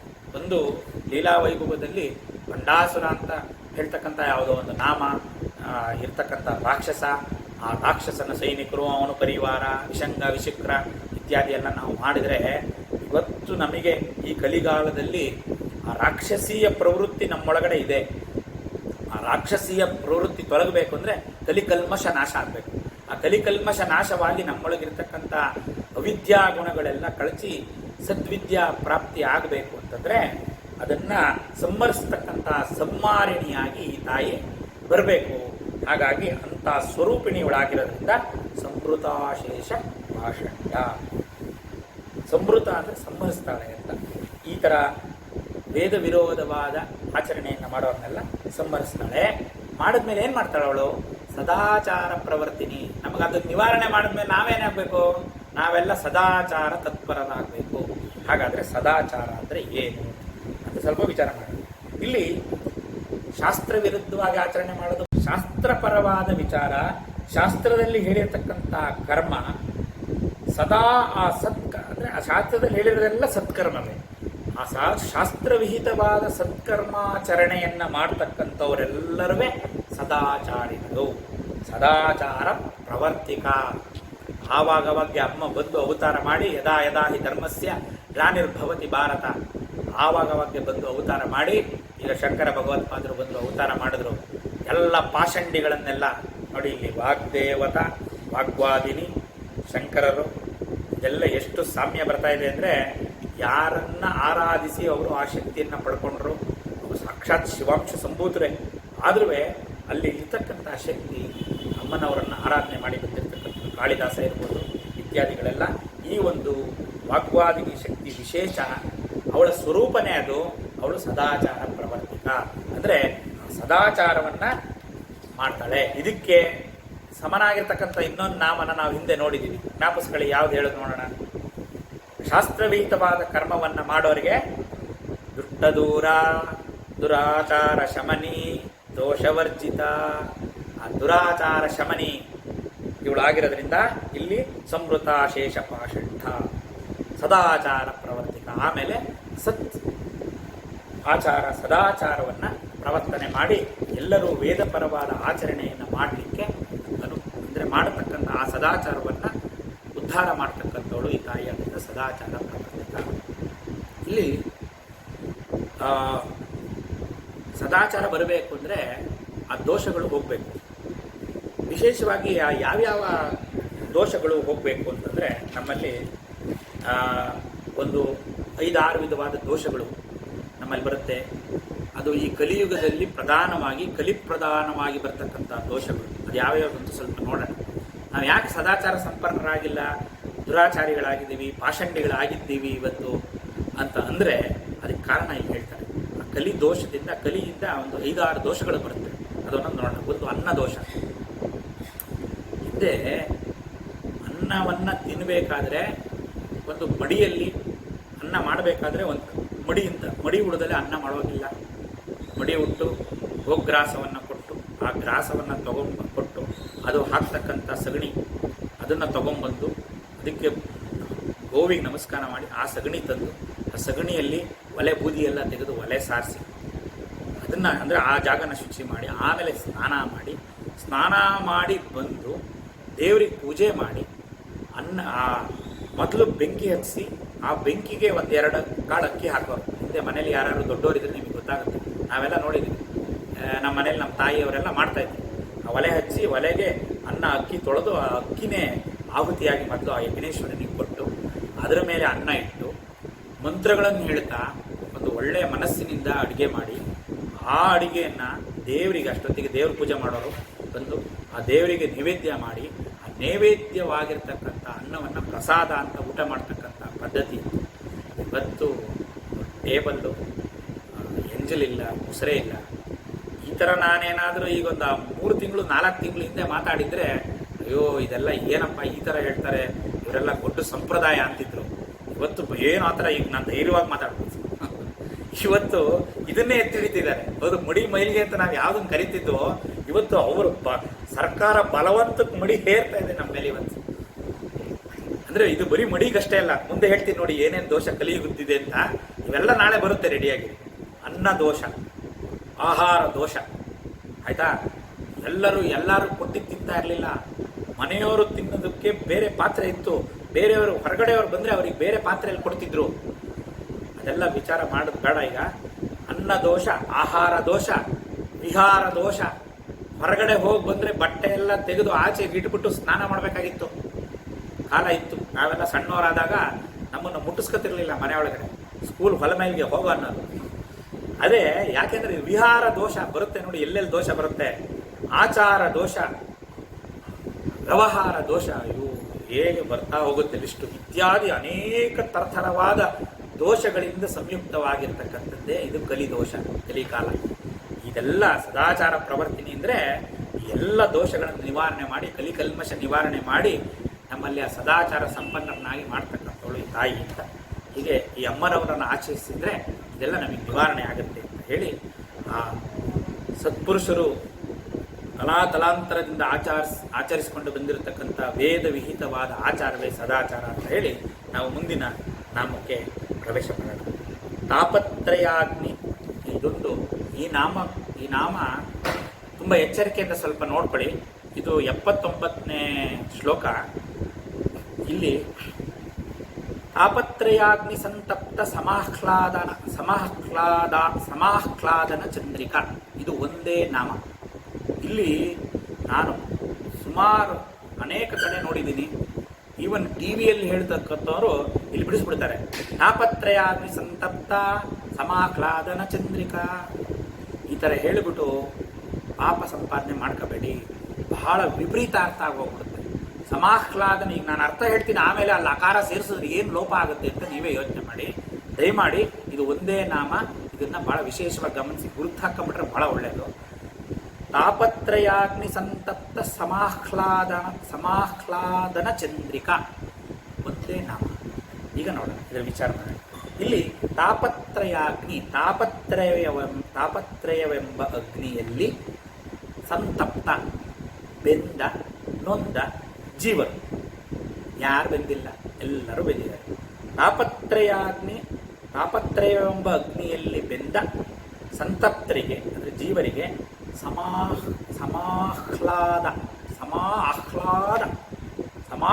ಸಮಾಹ್ಲಾದವೆಂಬ ಚಂದ್ರಿಕಾ, ಸಮಾಹ್ಲಾದನ ಚಂದ್ರಿಕಾ. ಚಂದ್ರ ಅಂದ್ರೆ ಸೂರ್ಯ ಬ್ರೈಟ್ ಇರ್ಬೋದು, ಬ್ರಿಲಿಯಂಟ್ ಇರ್ಬೋದು, ತೇಜಸ್ಸು ಇರ್ಬೋದು, ಆದರೆ ಸೂರ್ಯ ಕಿರಣಗಳು ಶಾಖ ಇರುತ್ತೆ. ನಮಗೆ ಬೇಕು, ಚಳಿಯಾದಾಗ ಸೂರ್ಯ ಕಿರಣ ಬೇಕು. ಈ ಬೇಸಿಗೆಯಲ್ಲಿ ಇವಾಗ ನೋಡಿ, ಬೇಸಿಗೆ ಕಾಲ ಆಗಿ ಮಳೆಗಾಲ ಪ್ರಾರಂಭ ಆಗ್ತಾ ಇದ್ರೂ ನಮಗೆ ಆ ಬೇಸಿಗೆ ತಾಪ ಈಗ ತಟ್ತಾ ಇದೆ.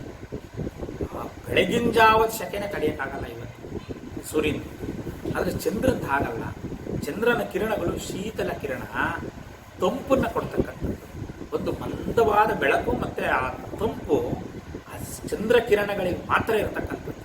ಅದನ್ನು ಕವಿಗಳು ತುಂಬ ಚೆನ್ನಾಗಿ ವರ್ಣನೆ ಮಾಡ್ತಾರೆ. ಇಲ್ಲಿ ವಶಿನ್ಯಾದಿ ವಾಗ್ದೇವತೆಗಳ ಕವಿತ್ವ ನೋಡಿ ಎಷ್ಟು ಅದ್ಭುತವಾಗಿದೆ.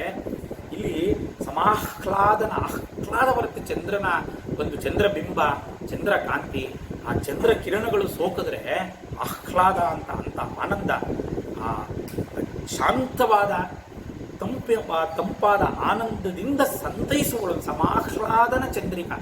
ಆ ಬರೀ ಆನಂದ ಆಹ್ಲಾದ ಕೊಟ್ಟು ಸಂತೈಸುವವಳು ತಾಯಿ ಇವಳು ಆಗಿರೋದ್ರಿಂದ ಆ ತಾಪತ್ರಯವೆಂಬ ಅಗ್ನಿಯಲ್ಲಿ ಬೆಂದ ಸಂತಪ್ತರಿಗೆ ಸಮಾಧಾನವಾದ ಸಮಾಹ್ಲಾದವೆಂಬ ಚಂದ್ರ ಸಮಾನವಾದ ಶಾಂತಿಯಿಂದ ಸಂತೈಸುವವಳು ಈ ತಾಯಿ. ಆದ್ದರಿಂದ ಸಮಾಹ್ಲಾದನ ಚಂದ್ರಿಕಾ. ಇಲ್ಲಿ ಚಂದ್ರಿಕಾ ಅಂದರೆ ಶಾಂತಿ, ಚಂದ್ರಕಳಾ ಅಂತ ಈ ವಿಚಾರ ಈಗ ಮಾಡ್ತಾ ಹೋಗೋಣ. ಚಂದ್ರಕಳಾ ಅಂದರೆ ಮತ್ತೆಲ್ಲ ನಾನು ಹೇಳಕ್ ಹೋಗಲ್ಲ. ಸಹಸ್ರಾರ ಕಮಲ, ಬಿಂದು, ಅಮೃತ ಸಿಂಚನ ಇದೆಲ್ಲದನ್ನು ನಾನು ಹಂಗಂದ ತಕ್ಷಣ ಸಹಸ್ರಾರ ಚಂದ್ರಕಲಾ ಸಹಸ್ರಾರ ಅಂದಮೇಲೆ ಇನ್ಮೇಲೆ ಈ ಥರ ಅನ್ವಯ ಮಾಡ್ಕೊಂಡು ಹೋಗ್ಬೇಕು, ಯಾವಾಗ ವಿಸ್ತರಣೆ ಆಗಲ್ಲ. ಇದೆಲ್ಲ ಈಗ ಮಂದಟ್ಟಾಗ್ಬಿಟ್ಟಿದೆ ಎಲ್ಲರಿಗೂ ಚೆನ್ನಾಗಿ. ಹಾಗಾಗಿ ಇಲ್ಲಿ ಯಾವ್ಯಾವುದು ಅಂದರೆ ಆ ದಿವ್ಯ ಕಳೆ, ಆ ಚಂದ್ರ ವಿದ್ಯೆಯಿಂದ ಬರ್ತಕ್ಕಂಥ ಅಮೃತ ಭಾವ, ಅದನ್ನು ಕೊಡ್ತಕ್ಕಂಥವಳು ಇವಳಾದ್ರಿಂದ. ಈಗ ತಾಪತ್ರಯ ಅಂದರೆ ಏನು ನೋಡೋಣ. ತಾಪತ್ರಯ ಅಗ್ನಿಗೆ ಯಾಕೆ ಬಂದಿದ್ದಾರೆ ಅಂದರೆ 3 ಥರವಾದ ತಾಪಗಳಿಂದ ಮನುಷ್ಯ ಬಾಧಿತ ಆಗ್ತಾನೆ. ಅಧಿದೈವಿಕ, ಅಧಿಭೌತಿಕ ಮತ್ತು ಆಧ್ಯಾತ್ಮಿಕ ತಾಪ ಅಂತ ಇದೆಲ್ಲರಿಗೂ ಗೊತ್ತಿರೋದ್ರಿಂದ ಇನ್ನೆಲ್ಲ ವಿಸ್ತಾರ ಮಾಡಲಿಕ್ಕೆ ಹೋಗಲ್ಲ. ಹಾಗಾಗಿ ಈ ಅಧಿಭೌತಿಕ, ಅಧಿದೈವಿಕ, ಆಧ್ಯಾತ್ಮಿಕ ತಾಪಗಳಿಂದ ನೊಂದು ಬೆಂದ ಜೀವರಿಗೆ ಆ ಒಂದು ಸಮಾಧಾನವನ್ನು, ಆಹ್ಲಾದ ಆನಂದವೆಂಬ ಸಮಾಧಾನವನ್ನು ಕೊಡ್ತಕ್ಕಂಥ ತಾಯಿ ಅಂತ. ಇಲ್ಲಿ ತಾಪತ್ರಯಾಗ್ನಿ ಸಂತಪ್ತಕ್ಕೆ ಯೋಗಪರವಾದ ಅರ್ಥ. ಇದು ಅದು ಜೀವನದಲ್ಲಿ ನೊಂದು ಬೆಂದಿದ್ದ ಕಥೆ ಆಯಿತು. ಇವಾಗ ಆ ತಪಸ್ವಿಗಳು ಆ ತಾಪತ್ರಯ ಆ ತಪಸ್ಸು, ಅದ್ರ ಬಗ್ಗೆ ಯೋಚನೆ ಮಾಡಿ. ಮೂಲಾಧಾರ ನಮಗೆಲ್ಲ ಗೊತ್ತಿದೆ, ಅಗ್ನಿಮಂಡಲ, ಅನಾಹತ ಸೂರ್ಯಮಂಡಲ, ಸಹಸ್ರಾರ ಚಂದ್ರಮಂಡಲ. ಈ ಸೂರ್ಯ ಅಗ್ನಿ ಚಂದ್ರ ಅಂದರೆ ಸೂರ್ಯಮಂಡಲ ನೋಡಿ, ಆ ಒಂದೊಂದು ಮಂಡಲನೂ ನಾವು ಆ ಗ್ರಂಥಿ ವಿಭೇದನೆ ಮಾಡಬೇಕಾದ್ರೆ ಚಕ್ರ ವಿಭೇದನೆ ಮಾಡಿ ಆ ಮಂಡಲವನ್ನು ದಾಟಬೇಕು. ಆ ಪ್ರಾಣಶಕ್ತಿ ಕುಂಡಲಿನಿಯನ್ನು ಮೂಲಾಧಾರದಿಂದ ಸಹಸ್ರಾರಕ್ಕೆ ಏರಿಸಬೇಕಾದ್ರೆ ಆ ಒಂದೊಂದು ಮಂಡಲದಲ್ಲೂ ಬೇಯಬೇಕು. ಅದೆಲ್ಲ ಅಗ್ನಿ ಸೂರ್ಯಮಂಡಲದಲ್ಲಿ ಮೊದಲು ಬೇಯಬೇಕು ಮೂಲಾಧಾರ. ಅದು ತಾಪ, ಮೊದಲನೇ ತಾಪ. ಇಲ್ಲಿ ತಾಪತ್ರಯ ಈ ಥರ ಆಧ್ಯಾತ್ಮಿಕ ವಿಚಾರ ಮಾಡಿದಾಗ ಆ ಸೂರ್ಯಮಂಡಲ ಅಂತಕ್ಕಂಥ ಅಗ್ನಿಯಲ್ಲಿ ನೊಂದು ಬೆಂದು ಪುಟಗೊಂಡು ಅಲ್ಲಿಂದ ಅದರ ಅಗ್ನಿಮಂಡಲದಲ್ಲಿ ಮೂಲಾಧಾರದಲ್ಲಿ ಆಗಿ ಅಲ್ಲಿಂದ ಅನಾಹತಕ್ಕೆ ಬಂದು ಅನಾಹತದಲ್ಲಿರ್ತಕ್ಕಂಥ ಸೂರ್ಯಮಂಡಲದಲ್ಲಿ ಸ್ವಲ್ಪ ಹೊತ್ತು ಬೆಂದು ಅದನ್ನು ದಾಟಿ ಸಹಸ್ರಾರದಲ್ಲಿರ್ತಕ್ಕಂಥ ಚಂದ್ರಮಂಡಲ ಬಂದಾಗ ನಾವು ಆ ಚಂದ್ರಮಂಡಲದಲ್ಲಿ ಅಂದರೆ ಈ ತಾಪತ್ರಯಾಗ್ನಿ ಸಂತಪ್ತ, ಈ ಅರ್ಥವನ್ನು ನಾವಿಲ್ಲಿ ತಗೋಬೇಕು. ಸಂತಪ್ತ ಅಂತಂದರೆ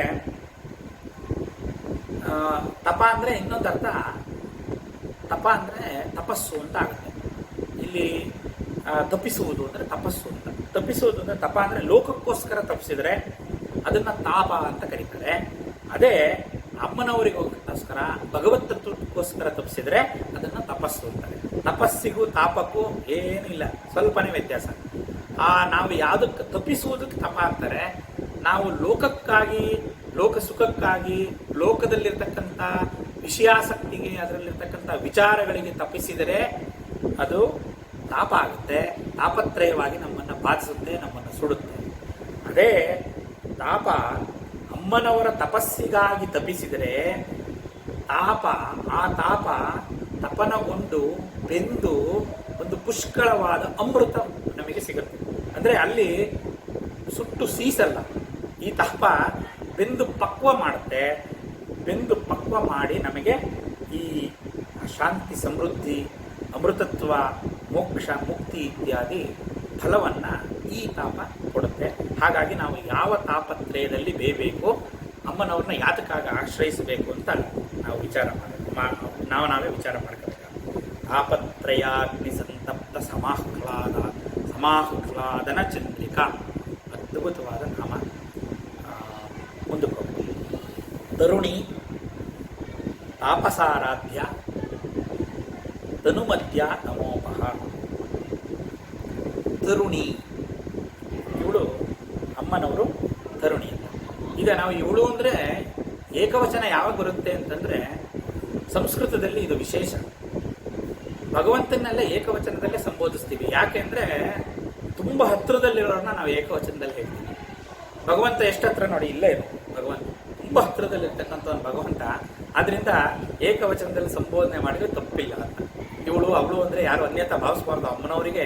ಯಾಕೆಂದರೆ ಆ ಒಂದು ತಾಯಿಗೆ ಅಮ್ಮನಿಗೂ ಅಷ್ಟೇ ಅಮ್ಮನವರೇ ಅಂತ ಕರೆಯಲ್ಲ, ಅಮ್ಮ ಬಾರಮ್ಮ ಹೋಗಮ್ಮ ಅಂತೀವಿ. ಹಾಗೆ ಆ ಒಂದು ತಾದಾತ್ಮ್ಯ ಬಂದರೆ ಆ ಒಂದು ಇದಕ್ಕೆ ನಾವು ಏಕವಚನ ಸಂಬೋಧನೆ ಮಾಡ್ತೀವಿ. ತರುಣಿ ಅಂದರೆ ಇಲ್ಲಿ ಇನ್ನೊಂದು ವಿಶೇಷವಾದ ವಿದ್ಯೆ ಆವಿಷ್ಕರಿಸಲ್ಪಡುತ್ತೆ. ತರುಣಿ ತಾಪಸಾರಾಧ್ಯ ತನುಮಧ್ಯ ತಮೋಪಹದಲ್ಲಿ ಆ ತರುಣಿ ವಿದ್ಯಾ ಅಂತ ಇದೊಂದು ವಿಶೇಷ ವಿದ್ಯೆ. ಈಗ ನಾವು ಅಲ್ಲಿ ವಾಗ್ದೇವತಾ ಸ್ವರೂಪವಾದ ವಾಗ್ವಿದ್ಯೆ ನೋಡಿದ್ವಿ, ಅಮೃತಮಯವಾದ ವಾರಣಿ ವಿದ್ಯೆ ಆಯಿತು. ಇಲ್ಲಿ ತರುಣಿ ವಿದ್ಯಾ ಅಂತ ವಿಶೇಷವಾಗಿ. ಇಲ್ಲಿ ತರುಣಿ ಅಂತಂದರೆ ಯೌವನದಲ್ಲಿರುವ ಅಮ್ಮನವರ ಒಂದು ಆಯುಸ್ಸು 16 ವರ್ಷ ಅಂತ. ಷೋಡಶಿ ಅಂತ ಕರಿತೀವಿ ಇವಳಿಗೆ. ಅವ ಅಮ್ಮನವರ ಮಂತ್ರ ಷೋಡಶ ಮಂತ್ರ, 16 ಬೀಜಾಕ್ಷರಗಳಿಂದ ಕೂಡಿರ್ತಕ್ಕಂಥ ಅಕ್ಷರ, ಕುಂಡಲಿನಿ ವಿದ್ಯಾ. ತರುಣಿ ವಿದ್ಯಾ ಅಂದರೆ ಕುಂಡಲಿನಿ ವಿದ್ಯಾ ಅಂತ. ಇಲ್ಲಿ 16 ವರ್ಷ ಪ್ರಾಯದ ಸ್ವರೂಪಿಣಿ ಅವಳು ಚಿದಗ್ನಿಕುಂಡದಿಂದ ಪ್ರಕಟ ಆಗಿದ್ದು, ಹಾಗಾಗಿ ಲಲಿತಾ ಮಹಾ ತ್ರಿಪುರ ಸುಂದರಿ ಅವಳು ತರುಣಿ ಅಂತ ಹೆಸರು. ಇನ್ನೊಂದು, ನಾವು ಯಾವುದೇ ವಿಧವಾದ ಸಾಧನೆ ಮಾಡಬೇಕಾದ್ರೆ, ಯೋಗ ಆಗಿರ್ಬೋದು, ಭಕ್ತಿ ಆಗಿರ್ಬೋದು, ಯಾವುದೇ ಆದರೂ ಸಾಧನೆ ಮಾಡಬೇಕಾದ್ರೆ ನಾವು ಅದಕ್ಕೆ ಇಂದ್ರಿಯ ಪಟುತ್ವ ಇರಬೇಕು. ಶರೀರದಲ್ಲಿ ಪೂರ್ತಿ ಶಕ್ತಿ ಇದ್ದಾಗ ಮಾಡಬೇಕು. ಯಾವಾಗಲೂ 60 ವರ್ಷ ರಿಟೈರ್ಡ್ ಆದಮೇಲೆ ನಾವು ಇದನ್ನೆಲ್ಲ ನೋಡ್ಕೊಳ್ಳೋಣ, ಇವಾಗ ಬೇಡ ಅಂತ ಎಲ್ಲ ವಿಚಾರ ಮಾಡ್ತಾರೆ. ಅವ್ರ ಕೈಯಿಂದ ಏನು ಸಾಧನೆ ಮಾಡೋಕ್ಕಾಗೋದಿಲ್ಲ. ಯಾಕೆಂದರೆ ಆ ಇಂದ್ರಿಯಗಳೆಲ್ಲ ಚೆನ್ನಾಗಿ ಕಾರ್ಯನಿರ್ವಹಿಸ್ತಾ ಇರಬೇಕಾದಾಗ ಮಾತ್ರ ನಾವು ಯೋಗ ಸಾಧನೆ ಮಾಡ್ಬೋದು. ಅವಾಗ ಮಾತ್ರ ಏನಾದ್ರು ಪ್ರಾಣಾಯಾಮ, ರೇಚಕ, ಪೂರಕ, ಕುಂಭಕಾದಿಗಳನ್ನ ಮಾಡ್ಬೋದು. ಆಮೇಲೆ ಏನಾದರೂ ಕಾಯಿಲೆ ಬಂದರೆ ಡಾಕ್ಟ್ರೇ ಏನೂ ಮಾಡಬೇಡಿ ಅಂತ ಹೇಳ್ತಾರೆ. ನಮ್ಮ ಕೈಲಿ ಏನೂ ಆಗೋದೂ ಇಲ್ಲ ವಯಸ್ಸಾದ್ಮೇಲೆ. ಆದರೆ ಆ ಊರ್ಧ್ವಮುಖಕ್ಕೆ ಸಿದ್ಧವಾಗಿರ್ತಕ್ಕಂಥ ಕುಂಡಲಿನಿಗೆ ತರುಣಿ ಅಂತ ಕರೀತಾರೆ. ಆ ಊರ್ಧ್ವಮುಖವಾದ ಕುಂಡಲಿನಿ ಮೂಲಾಧಾರದಿಂದ ಸಹಸ್ರಾರಕ್ಕೆ ಪ್ರವಹಿಸಬೇಕಾದ್ರೆ ತರುಣಿ ಅಂದರೆ ಆ ತಾರುಣ್ಯ ನಮ್ಮಲ್ಲಿರಬೇಕು, ಇಂದ್ರಿಯ ಪಟುತ್ವ ಇರಬೇಕು. ಹಾಗಾಗಿ ಅವಳು ತರುಣಿ. ನಾವು ತರಣಿ ಅಂತ ಯಾಕೆ ಕರಿತೀವಿ ಅಂದರೆ ಆ ಥರ ಸ್ವರೂಪಳವಳು. ನಾವು ಆ ಸ್ವರೂಪದಲ್ಲಿ ಅವಳನ್ನ ಆರಾಧಿಸಬೇಕು ಅಂತ. ತಾಪಸಾರಾಧ್ಯ ಅಂತಂದರೆ, ಈಗ ತಪದ ಬಗ್ಗೆ ನಾವು ವಿಚಾರ ಮಾಡಿದ್ವಿ, ತಾಪತ್ರಯಗಳು ಇತ್ಯಾದಿಗಳನ್ನೆಲ್ಲ ವಿಚಾರ ಮಾಡಿದ್ದೀವಿ. ಅಲ್ಲಿ ತಾಪಸಾರಾಧ್ಯ ಅಂದರೆ ಆ ತಪಿಸುವ ಸ್ವಭಾವದವರು, ಅಂದರೆ ತಪಸ್ವಿ. ಆ ತಪಿಸುವ ಸ್ವಭಾವದವರಿಗೆ ತಪಸ್ವಿಗಳು ಅಂತ ಕರೀತಾರೆ. ಅಂತ ತಪಸ್ವಿಗಳಿಂದ, ತಪಸ್ವಿಗಳು ಅಂದರೆ ಇನ್ನೊಂದು ಅರ್ಥ ನಿಯಮ ಪಾಲಕರು ಅಂತ. ಅಂದರೆ ಒಂದು ವಿಶೇಷವಾದ ನಿಯಮ ನೀತಿಗಳನ್ನು ಅವರೇ ಹಾಕ್ಕೊಂಡು ಆ ನಿಯಮವನ್ನು ಕ್ರಮಬದ್ಧವಾಗಿ ಪಾಲಿಸಿ ಸ್ವಧರ್ಮಾಚರಣೆಯನ್ನು ಮಾಡ್ತಾ ಆ ಸ್ವಧರ್ಮ ಪಾಲನೆಯಲ್ಲೇ ಬರ್ತಕ್ಕಂಥವ್ರನ್ನ ತಪಸ್ವಿಗಳು ಅಂತ ಕರೀತಾರೆ. ಮನಸ್ಸು ಇಂದ್ರಿಯಗಳನ್ನು ನಿಗ್ರಹಿಸಿ ಏಕಾಗ್ರತೆಯಿಂದ ಮಾಡಿದರೆ ಅದು ತಪಸ್ಸಾಗುತ್ತೆ. ಅಂತ ತಪಸ್ವಿಗಳಿಂದ ಆರಾಧಿಸಲ್ಪಡುವವಳು ಇವಳಾದ್ರಿಂದ ತಾಪಸಾರಾಧ್ಯ. ಏಕ ಭಕ್ತಿರ್ ವಿಶೇಷಸ್ಯ ಅಂತ, ಏಕಭಕ್ತಿರ್ ವಿಶೇಷಸ್ಯ ಅಂತ ಒಂದು ನಾಮ ಹೇಳ್ತಾರೆ. ಹಾಗೆ ಏಕಭಕ್ತಿರ್ ವಿಶೇಷಸ್ಯ ಅಂದರೆ ಏಕ ಪ್ರಕಾರವಾದ ಭಕ್ತಿಯಿಂದ ಅಥವಾ ಏಕಾಗ್ರತೆಯಿಂದ ಎಲ್ಲ ಇಂದ್ರಿಯಗಳನ್ನು ಏಕತ್ರಗೊಳಿಸಿ ತ್ರಿಕರಣ ಶುದ್ಧಿಯಿಂದ ಮಾಡ್ತಕ್ಕಂಥದ್ದು ತಪಸ್ಸು. ಅಂಥವರು ತಪಸ್ವಿಗಳು, ಅವರಿಂದ ಆರಾಧಿಸಲ್ಪಡುವವರು. ತರುಣಿ ತಾಪಸಾರಾಧ್ಯ ತನು ಮಧ್ಯ. ಇದು ಬಹಳ ವಿಶೇಷ. ನೀವು ಎಲ್ಲಿ ಹೋದರೂ ಆ ಒಂದು ಇದಕ್ಕೆ ಕರ್ಕೊಂಬಂದ್ಬಿಡ್ತಾರೆ ನಮ್ಮನ್ನು ವಶ್ಯಾದಿ ವಾಗ್ದೇವತೆಗಳು. ತನು ಮಧ್ಯ ಅಂದರೆ, ತನು ಅಂದರೆ ಒಂದು ಸೂಕ್ಷ್ಮವಾದ, ತನು ಅಂದರೆ ಸೂಕ್ಷ್ಮ, ತನು ಅಂದರೆ ಸೂಕ್ಷ್ಮ ಅಂತ. ಆ ಸೂಕ್ಷ್ಮ ಸ್ವರೂಪಳಾಗಿ ಇರ್ತಕ್ಕಂಥವಳು ಮಧ್ಯ. ಎಲ್ಲಿ ಅಂದರೆ ಅದನ್ನು ತನೀಯಸಿ ಅಂತ ಕರೀತಾರೆ. ತನು ಮಧ್ಯ ಅಂದರೆ ತನೀಯಸಿ ಅಂತ, ಅಂದರೆ ತನು ಸೂಕ್ಷ್ಮ, ಸಣ್ಣದಾದ ನಡು ಇರುವವಳು ಅಂತ. ಇದು ರೂಪ ಲಾವಣ್ಯವನ್ನು ವರ್ಣನೆ ಮಾಡ್ತಕ್ಕಂಥದ್ದು ಅಮ್ಮನವರ ರೂಪವೈಭವವಾಗಿ. ಇಲ್ಲಿ ತನು ಮಧ್ಯ ಅಂತಂದರೆ ಆ ಒಂದು ಸಣ್ಣವಾದ ನಡುವನ್ನು ಹೊಂದಿರತಕ್ಕಂಥವಳು ಅಂತ ಸ್ಥೂಲಾರ್ಥ. ಆದರೆ ಇಲ್ಲಿ ತನು ಮಧ್ಯ ಅಂದರೆ ಶರೀರದ ಮಧ್ಯದಲ್ಲಿರುವ ಶ್ರೀಚಕ್ರವೆಂಬ ಶರೀರದಲ್ಲಿ ಬಿಂದು ರೂಪವಾಗಿರುವವಳು ಅಂತ ಶ್ರೀಚಕ್ರ ಪರವಾದ ಅಂತ. ಇಲ್ಲಿ ತನು ಮಧ್ಯ ಅಂದರೆ ಹೃದಯ ಮಧ್ಯ, ಶರೀರದಲ್ಲಿರ್ತಕ್ಕಂಥ ಹೃದಯ ಸ್ಥಾನಕ್ಕೆ ತನು ಅಂತ. ನಾದ ತನು ಮನಿಷಂ ಶಂಕರಂ. ತ್ಯಾಗರಾಜ ಸ್ವಾಮಿಗಳು ಆ ನಾದ ಉಪಾಸನೆ ಮಾಡಬೇಕಾದ್ರೆ ತನು ಮನಿಷಂ ತನು ಅಂತ ಹೇಳ್ತಾರೆ. ಅಲ್ಲಿ ತನು ಮಧ್ಯ ಅಂದರೆ ಇಲ್ಲಿ ಹೃದಯ ಸ್ಥಾನ. ಹೃದಯ ಸ್ಥಾನದಲ್ಲಿ ಪ್ರಾಣಶಕ್ತಿಯ ಸಂಚಲನ, ಆ ಸಂಚಲನ ಆಗ್ತಕ್ಕಂಥದ್ದು ಒಂದು ವಿಶೇಷವಾದ ನಾಡಿ ಇದೆ. ಆ ತನು ಮಧ್ಯದಲ್ಲಿರ್ತಕ್ಕಂಥ ವಿಶೇಷವಾದ ನಾಡಿ, ಇಡ ಮತ್ತು ಪಿಂಗಳದ ಮಧ್ಯದಲ್ಲಿರ್ತಕ್ಕಂಥ ನಾಡಿ ಸುಷುಮ್ನಾ ನಾಡಿ. ಇದನ್ನು ಅನೇಕ ಸಾರಿ ವಿಚಾರ ಮಾಡಿದ್ದೀವಿ. ಇನ್ನು ಮುಂದೆ ಅನೇಕ ಸಾರಿ ಪುನರುಕ್ತಿ ಆಗುತ್ತೆ, ಇದು ಬರ್ತಾ ಹೋಗುತ್ತೆ. ಇಲ್ಲಿ ತರುಣಿ ಅಂದರೆ ಆ ಸುಷುಮ್ನಾ ನಾಡಿಯಲ್ಲಿ ನಾಡಿ ಸ್ವರೂಪಿಣಿ. ತರುಣಿ ಅಂದರೆ ಆ ಸುಷುಮ್ನಾ ನಾಡಿ ಅಂತ. ತನೀಯಸಿ ಅಂದರೂ ಅದೇ ಅರ್ಥ. ತರುಣಿ ಅಂದ್ರಲ್ಲೂ ಆ ಸೂಕ್ಷ್ಮವಾದ ಸುಷುಮ್ನಾ ನಾಡಿಯಲ್ಲಿ ಪ್ರವಹಿಸ್ತಕ್ಕಂಥವ್ರು.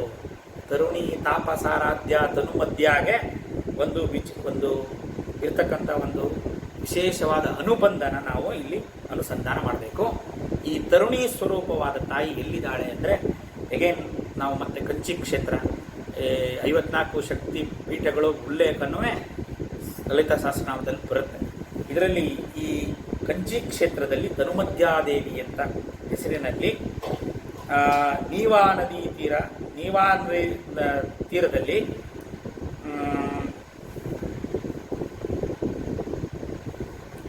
ಬಿಲ್ವೇಶ್ವರ, ನೀವಾ ನದಿ ತೀರದಲ್ಲಿರ್ತಕ್ಕಂಥ ಬಿಲ್ವೇಶ್ವರನ ಪತ್ನಿಯಾಗಿ ಧನುಮದ್ಯಾದೇವಿ ಕಂಚಿ ಕ್ಷೇತ್ರದಲ್ಲಿ ಇದ್ದಾಳೆ. ಆ ತಾಯಿ ಧನುಮದ್ಯಾದ ಆ ಕ್ಷೇತ್ರ ಅಲ್ಲಿರ್ತಕ್ಕಂಥ ತಾಯಿಯಿಂದ ಆರಾಧನೆ ಮಾಡಬೇಕು. ಇಲ್ಲಿ ಇರ್ತಕ್ಕಂಥ ಒಂದೊಂದು ವಿದ್ಯೆಗೂ ಒಂದೊಂದು ವಿಶೇಷವಾದ ದೇವತಾ ಸ್ವರೂಪಕ್ಕೂ ಒಂದೊಂದು ಲೀಲ ವಿಗ್ರಹ ರೂಪವನ್ನು ಹೊಂದಿದೆ ನಮ್ಮ ದೇಶ. ಆ ಶಕ್ತಿ ಪೀಠಗಳಲ್ಲಿ ಆಯಾ ಶಕ್ತ್ಯಾತ್ಮಕವಾದ ದೇವತೆಗಳು ಇದ್ದಾರೆ. ಹಾಗಾಗಿ ಎಲ್ಲೆಲ್ಲಿ ಅದು ಬರುತ್ತೋ ಸಾಧ್ಯವಾದಷ್ಟು ಅಲ್ಲಲ್ಲಿ ಆ ಸ್ಥಳದಲ್ಲಿರ್ತಕ್ಕಂಥ ದೇವತೆಗಳ ವಿಚಾರವನ್ನು ಹೇಳ್ತಾ ಹೋಗ್ತೀವಿ. ಯಾರಿಗಾದರೂ ಆ ಪುಣ್ಯಕ್ಷೇತ್ರಗಳನ್ನು ಸಂದರ್ಶನ ಮಾಡ್ತಕ್ಕಂಥ ಲಭ್ಯ ಇದ್ದರೆ ಆ ಸ್ವರೂಪವಾಗಿ ಆ ದೇವತೆಯನ್ನು ಆರಾಧನೆ ಮಾಡಲಿ ಅನ್ನೋ ಉದ್ದೇಶದಿಂದ ಅದನ್ನು ನಾವು ಹೇಳ್ತಾ ಹೋಗ್ತಾ ಇದ್ದೀವಿ. ಇಲ್ಲಿ ಧನುಮದ್ಯಾದೇವಿ ಕಾಂಚಿ ಕ್ಷೇತ್ರದಲ್ಲಿರ್ತಕ್ಕಂಥ ಕುಂಡಲಿನಿ ಸೂಕ್ಷ್ಮ ಸ್ವರೂಪವಾಗಿ ಸುಷುಮ್ನಾ ನಾಡಿಯಲ್ಲಿ ಪ್ರವಹಿಸ್ತಕ್ಕಂಥ ದೇವಿ ತರುಣಿ ತಾಪಸಾರಾಧ್ಯ ಧನುಮದ್ಯ ಆಯಿತು. ತಮೋಪಹ ಈಗ ಫಲ. ಈ ತರುಣಿ ತಾಪಸಾರಾಧ್ಯ ಧನುಮದ್ಯ ಅದಕ್ಕೆ ವಿಶೇಷವಾದ ತಪಸ್ಬೇಕು.